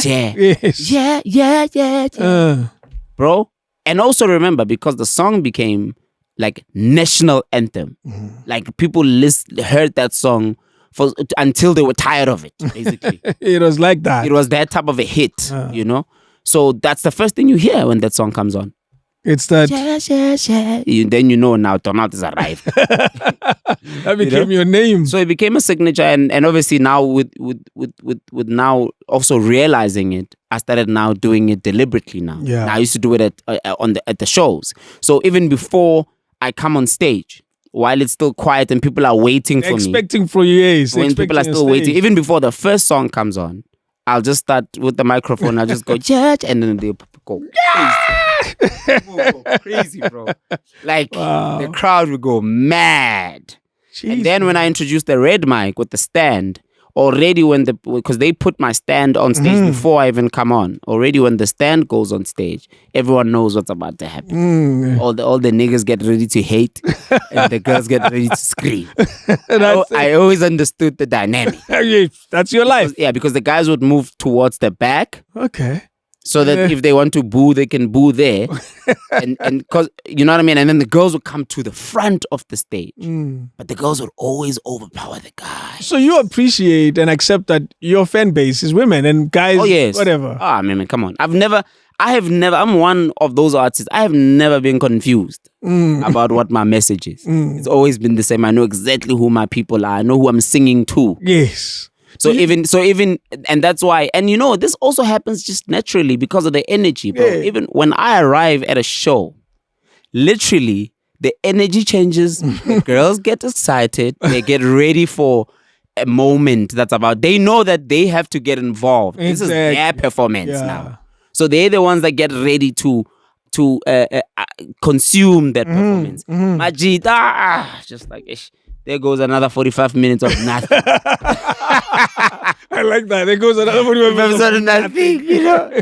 So, wow. You became a musician in the era of CDs. Yes. And it's been a huge change. Oh, huge. I watched all of it. Yes, you were there. You were literally inside the change. Yep. What do you say about this transition for the money that comes with it? Because you almost knew what you were making from a CD. Yes. What happened to this entire story? So financially, the the change was not good for the artist. Yeah. It didn't work for the artist. Still not. Yeah. Possibly worked for the label because there's other ways. Also, it's so much more easier to hide the money. Oh, when yeah. it's online. So much more easier to hide it. They could always hide it, but now it's a lot easier. Yeah, much more easier, but it also came with some positives, in that now because everything's online, there's so much more now you can do online. Do you understand? But with regards to that, just direct the money purchase from a consumer to you, and what your cut is, or what the label's cut is, or what the distributor's cut is. But the streaming services tricky, is, and also who decided on how much the streamers be. Oh, because that's the thing. Like the streaming prices here are not the same as international. The US, all over the place. When Drake goes gold or diamond, he's making crazy amounts of money. When I go gold and diamond here, it's a different goal. Small, bro. You can't do anything with streaming money. Can't do anything with streaming. I'm not even gonna lie to you. But during the CD days, you could do something with CD money. Yes, of course. It was CD a lot. Money was good money. Dude, what are you talking about? You could get 500,000. Yeah. From 6 months of sales. Jeez. If you've really you've had a hit album, you could get a 500K straight from the label saying this is your cut. But now you can have 1 million streams. My man, what a million? 72 million. There's people that have sold that much. Like I remember Prince KB's album, the Fetch Your Life album, had like 62 something million streams, my man. It sounds like a lot of money, but it's not. In reality, it doesn't translate to cash. Yeah. So real money now is made from performances. Yes. So basically, you use the streams and the number of streams just for currency to be to have, I guess, the industry look at you like someone sellable. Yes. They can come and give you an endorsement now. That kind of stuff. So there's a lot of different other things that you can make money through. So the fame is the money. The fame is basically the money right now. Yeah. So I feel bad for artists and it's such a tricky industry. It is. And that's why I look at you guys and I applaud to say you holding on. Yeah. This train is hard. Yeah, it is. And you guys keep going and you never stop. And for me, it's a fascinating. But can I tell you, thing. This is also why I try to advise a lot of artists coming into this thing. Don't make money the center of it. Yeah. Because if you do, you're not gonna make it. Look how hard. Yeah, because there's times when the money is not coming. Trust me. At all. It is bound to happen. How was your most difficult times financially been for you? I think I'm one of the lucky ones. Yeah. I've always kind of had better ways to spend my money. Besides when I wanted to, invest in my career. When I invest in my career, I close my eyes. Yeah. I spent crazy amounts of money in my own career. Like I just throw in millions, and I mean that's what I did with the Red Mac experience. Yeah. I've told you the story before, and it was not easy. And trust me, if I had partners and people who were in the business with me, they would have told me, "There's no way you are doing this, bro. This is not a good business decision." But because I had no partners, I was the only person. What was bad about it? And I use the word bad very carefully. What was business wise? Yes, it wasn't the best decision. It wasn't the best. I would say business. What would I say? Investment. Yeah. I'll tell you why. Because the type of show that I was preparing was way more expensive than the money I would directly make from the show. It didn't make. Do you understand? I don't even make business sense. It didn't make business sense because the production was international level. I know all about it. International, meaning if you get someone like Drake or Lil Wayne or Tony Braxton to come, you wouldn't actually, a lot of shows that would even get those artists wouldn't spend the money I spent on the show. They would spend much less. Yeah. So I was doing an international standard show, knowing that the money that's coming back isn't going to back that up. The only reason that would be the best decision business-wise was if I had sponsors. Yes. Because then you didn't. No. That's why it wasn't that great. And I went into it knowing I had what we call, can I cuss in this show? Yeah, don't worry. I had what we you call cussing, I'm not. You do your thing. No, I had what we call the fuck it moment. Yeah. So I said fuck it. The only time I cuss is when I talk about the fucking car. Oh, It's the only yeah, time. you can't talk about that situation and not say. I don't even know the real what that car is called. I just know it is a fucking car. Yeah, it is. Yes. So you had that. I had a fucking moment, yeah, because I was like, yo, you know what, man? I worked my whole career to get to this moment. There's only a few. That's why there's only a few artists, even in our time, who have a one man show, DVD recording at an arena. I know. Let alone 4,000 it's not seats. cheap, eh? Absolutely not. Putting the show together is expensive, and the filming of it is very expensive. So, the post-production of, trust me, I've done this too many times in my life. So now imagine you're doing a 2-hour show, 13-piece band, 6 dancers. Okay? So let's not even talk about the show. Let's talk about pre-production. The rehearsal, the preparation, pre-production in the studio, when we're still building the show in the studio with the music director. Even before we start rehearsing, I'm spending money already. The music director. Yeah, and the studio already. And then we go into the rehearsals with the band. Rehearsals with the band, David, for a show like that, you can't do 2 weeks of rehearsal. No. Yeah. So I did 6 weeks of rehearsal. Why? You were doing a Michael Jackson That's show. exactly what it was. So this was my Asha 9701 live in Atlanta moment. That's it, yeah. That was me. So I became emotional about it. And I was like, no, screw the money. I've got the money in my account now. I'm going to spend it. Because, dog, man, money comes and it goes, bro. You had a spiel like I won. Yeah, my man, come on. And dog, I'm glad I made that decision. And trust me, dog, I struggled after that. No, I can only went imagine. Bankrupt. Yes. Yeah, I went bankrupt after that. I did. But the best decision I ever made. Even better, a year later, I won best DVD for that album, for that thing, dog. At least some people saw it and I'd rather acknowledged it as great work. At the Summers, my boy. Yeah, you need to that's understand. not even small, David. Eh? In my whole entire career, I've won so many awards. I've even won continental awards. I have never won a summer. You know that. And you won it from that? And I even performed at the Summers. I never won a summer. I've been nominated at the Summers so many times. Never won a summer up until the Red Mic experience. It's the only summer I have. Jeez. But it's the most fulfilling summer. Because, I can only imagine. Because I have to take you into that moment. There is nothing that feels more fulfilling. Emotionally, like, that thing is like, I don't even know how to explain it to you. There's nothing that I think I did everything I did over the years for that specific moment. To be backstage and hear the Crown chant. Donald. Because everyone who is in that crowd is there to see Donald. Only. And you need to understand, it's an industry moment because I had the industry there. That night. Everyone you can think of, from actors, when a musician, when a producer, when a gospel artist, everyone was there. Show. Everyone was there to watch this one moment. And I had opening acts, and these are not small opening acts. I had Nak Music open for me. I had Busiswa open for me. I had Skumba, who was my host on the night.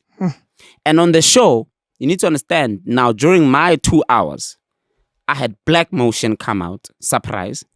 Prince KB come out, surprise. Euphonic come out, surprise. Who was the other DJ? Because I had 4 DJs. Heavy K came out as a surprise. Yes. I had Boiti there as a guest. I had Kanyam Kanyisa there as a guest. I had Somizi as my choreographer. I also had to pay him. Of course you had to pay him. I saw Mizi as my choreographer. I had, everyone. SK Koza was there. DJ Zintle was there. Every single person you can think of. So it was the only show in town. Industry moment. Yes, it was the only show in town. That mattered. Yes. Yeah.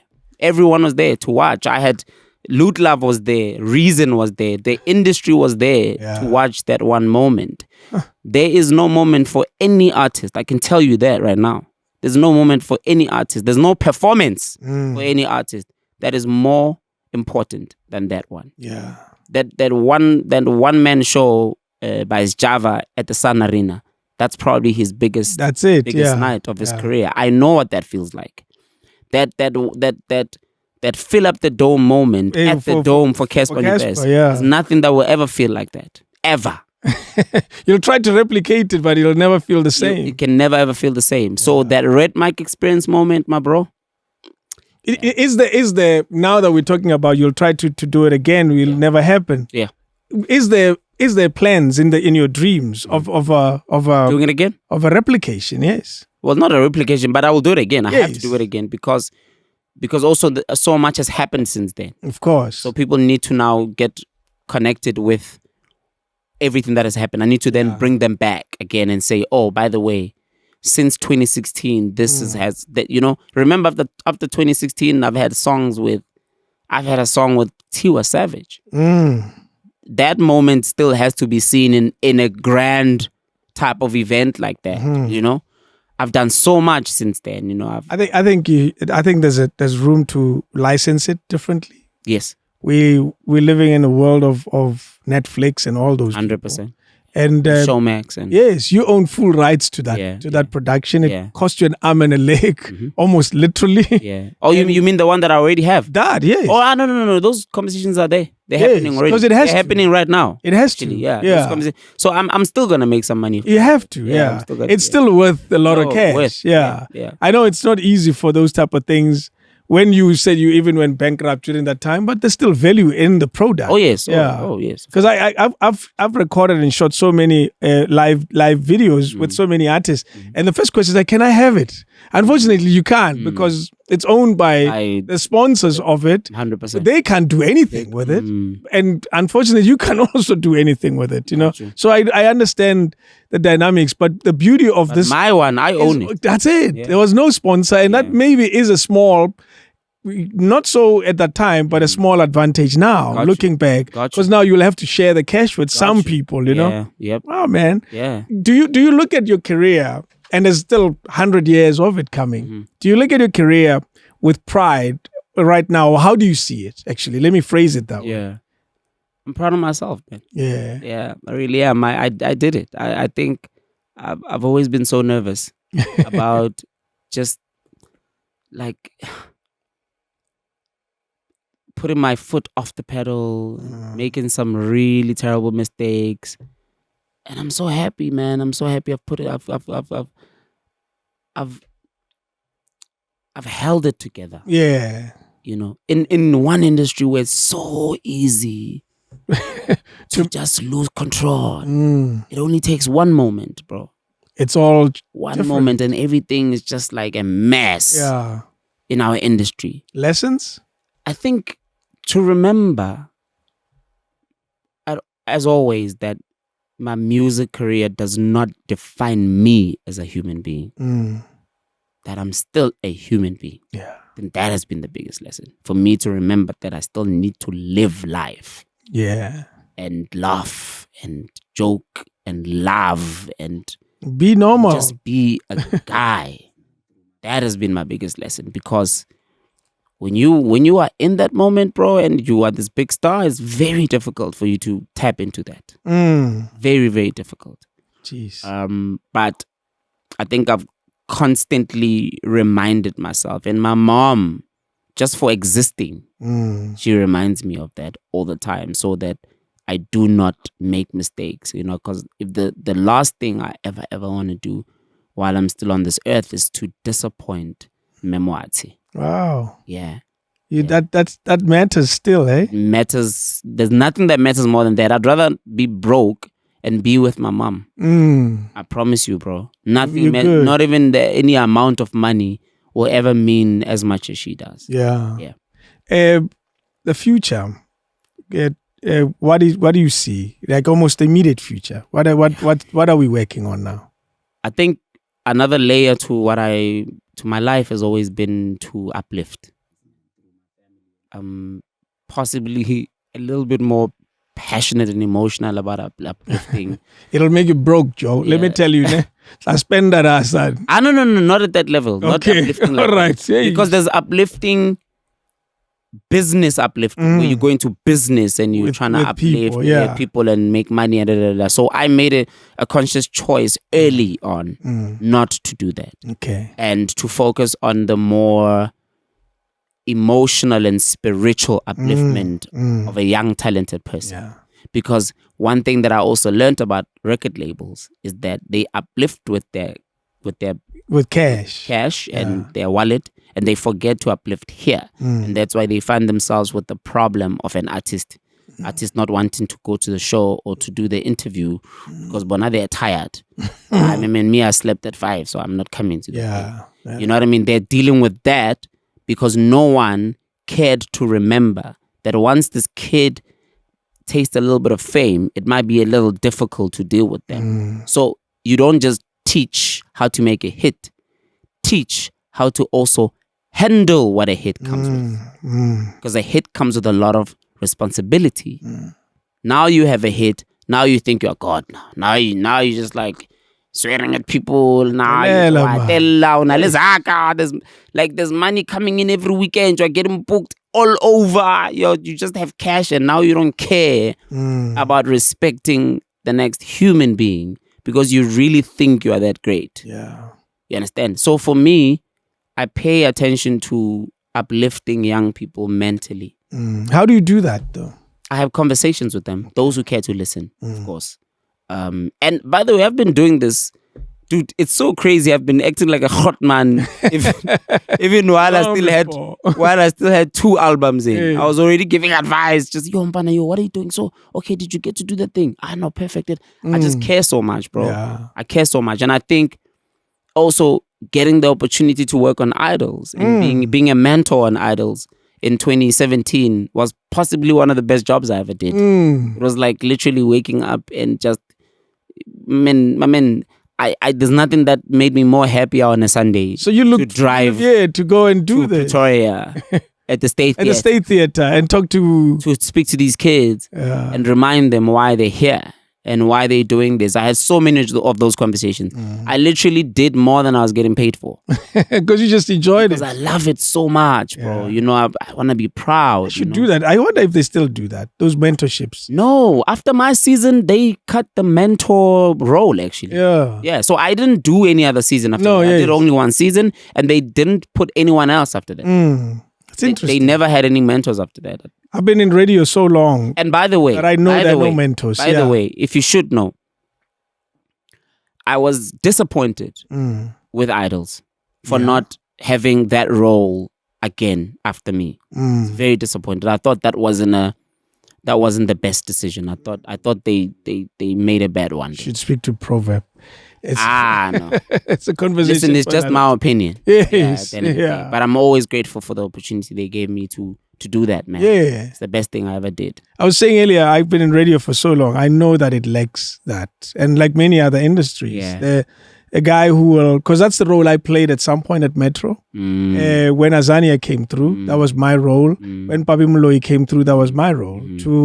And it was a role that was people. That frame of mind. Absolutely. There's a role that was identified by Leo Mane at the time, who was the boss here at Metro. Yeah. And he said, this is what you'll do. We'll give you these young kids that we're getting, and you just help them along. And it was tiring, I must admit, because I had to do a lot of shows, a lot of radio shows. Gotcha. I remember I was doing 6 days of breakfast radio because it was Monday to Friday with Azania. It was Saturday with Papi Moloi. That was hard. Damn, I can only imagine. 6 days of breakfast radio. But, you look back at it and there's a video where Azania speaks about it and she says she appreciated that moment. Bro. For me, I was exhausted. For me, bro, mentorship should be top of the list, especially in our industry. Mentorship is top of the list. I promise you, nothing more important than working on the mind or on a frame of mind or a mentality. Yeah, of a young, talented kid. Nothing more important than that. Trust me. The talent is important, but the talent is there. Yeah. It's already there. It's not going anywhere. And you can only do so much to develop talent. Mm. But this, bro, Yeah. That's this for me, and the sad thing is it's the one thing that people don't prioritize. Yeah. But Do you anyway, know, your mother calls you Ubizamang Doni? Doni, yeah. Yes. So is that the name they call you in your home? Doni, Yes. I wasn't Donald. I became Donald when I became famous. Oh, yeah, of course. Yeah, I was always Donald on paper. Yes. Yeah, Donald Moatshe. That's my full Mara, name, Doni. right? Marako Khai Doni. My mother, my Everybody, siblings, the neighbors, cousins, everyone calls me Doni. Doni Maro. So you know who you're talking to when you hear the Doni name. 100%. I know that it comes straight from home because they make a joke. So Khebangwara ko gae bang biza Donald. That to them, It's a joke. That's funny. What Donald? That's funny. Live amp mo. This is TV. Tony Tlamo. Exactly. Wow. That is me. Future collaborations that come to mind in your head? Alicia Keys. Jeez, that's pretty cool. Sam Smith and that dude right there. Who's that? Bruno Mars. Oh, Bruno Mars, of course. Yeah. He's Those are dream collaborations. Mm. And if I ever get the opportunity to make those happen, I would be very happy. And you know what, bro? The American dream for me, it doesn't I don't relate with the American dream anymore, just from experience. I've just with the little experience I've had in this industry, I've gotten to learn that actually this is actually the best place to live.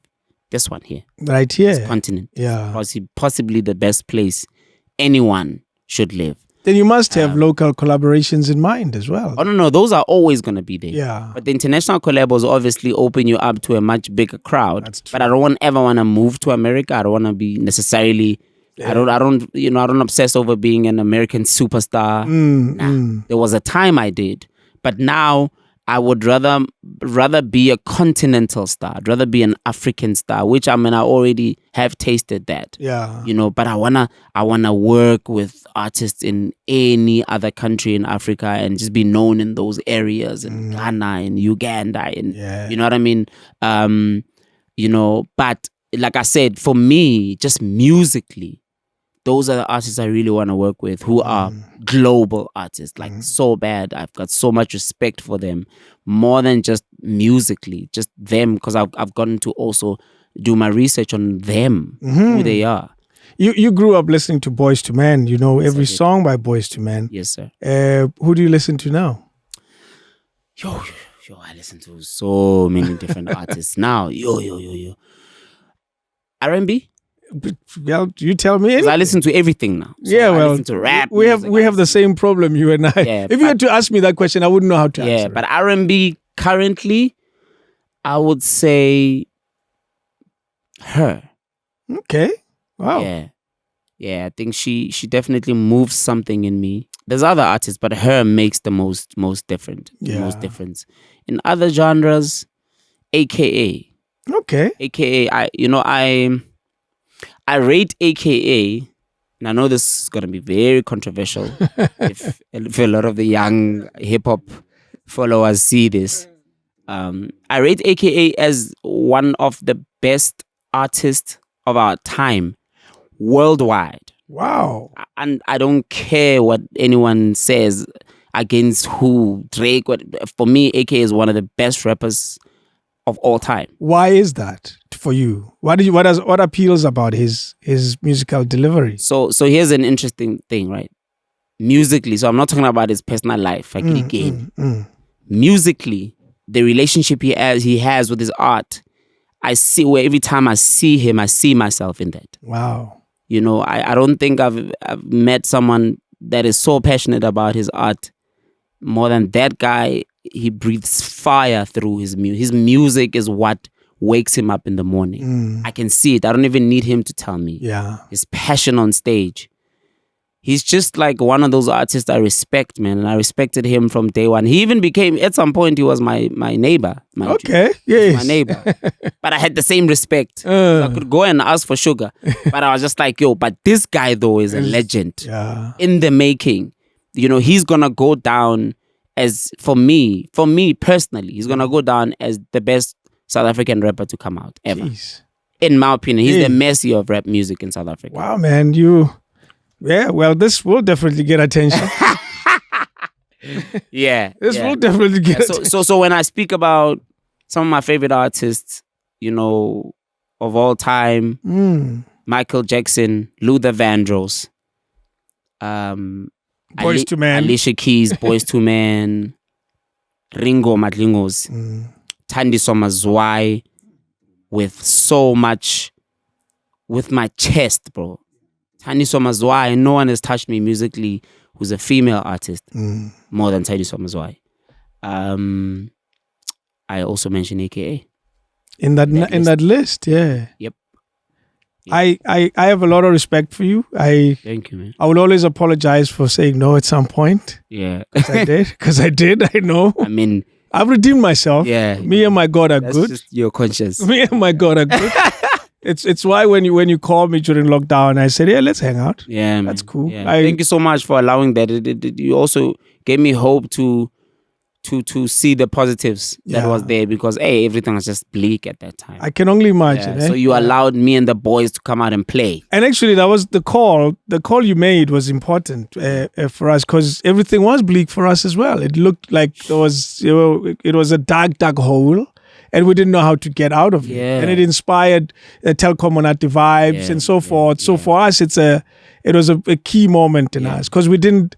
You're sitting alone here in the office and you're wondering about the future, which is the call you made. Yeah. And you started telling me all these things. And I said, okay, there's something here. Yeah. I agreed to your idea, and we built it in the studio. We still use it today whenever we do presentations, because it was such an important moment for us to realize what we could do with our studios. What is possible. Yes. Yeah. And our studios have gone on to do so much now, including MacG's show is done in the same studio where you recorded that. So it was studios that I've had for 11 years, 12 years. Yeah. I remember you telling me about Yes, I used them differently that year. And because you called, that changed everything. Exactly. You called me and it's like, well, maybe I can do other things with this place. So thank you again. I appreciate that call. Thank you so much for having me, man. And just for having me in your presence. Yeah. Because I think you're always in my radar. Yeah. Because also I think you are one of those, in my opinion, one of those unsung heroes of South African broadcasting. Thank you, man. I rate you really highly, and your message, I remember the lady who called me for this interview, when she sent me the message, I said to her, dude, like, you don't even have to ask me whether I want to do this thing or not. Yeah. Just tell me when and where. Wow. Because it's David and I'm always going to be available. Yeah. So thank you so much, bro, for embracing me and just being the hot man for me also, and listening to me cry about my ex-girlfriend. It's okay, man. Anytime. Anytime at all. Yeah. I appreciate you. South Africa appreciates you. Yeah. Guys, come on, get over yourself and appreciate this guy. What's wrong with you? They actually do. No, they do actually. Yeah. They do. So they just don't show it. it. For example, the truth comes out. Yeah. No, Joe. Thank you so much. Problem. Whatever le majita mang. I don't know. Yeah, Damani must just keep quiet. I'm starting to get that on radio.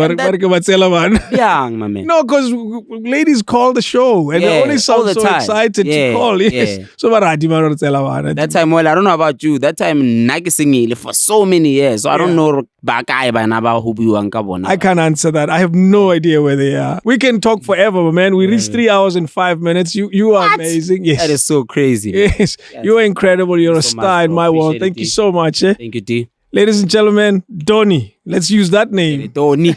Doni. Get it right. Thank you, Otiak. And say thanks to Dimamzo for agreeing to Yo, bro, that moment was crazy. Like, yo, the best thing. Like, I'm gonna be on the right side of the house for a long time because of that moment. Thank you so much. We'll play it as we recorded it. Man, so she can also check it out, Thank you again. Appreciate it. Get Doni. Let's get it. Sharp. King David Studio Podcast.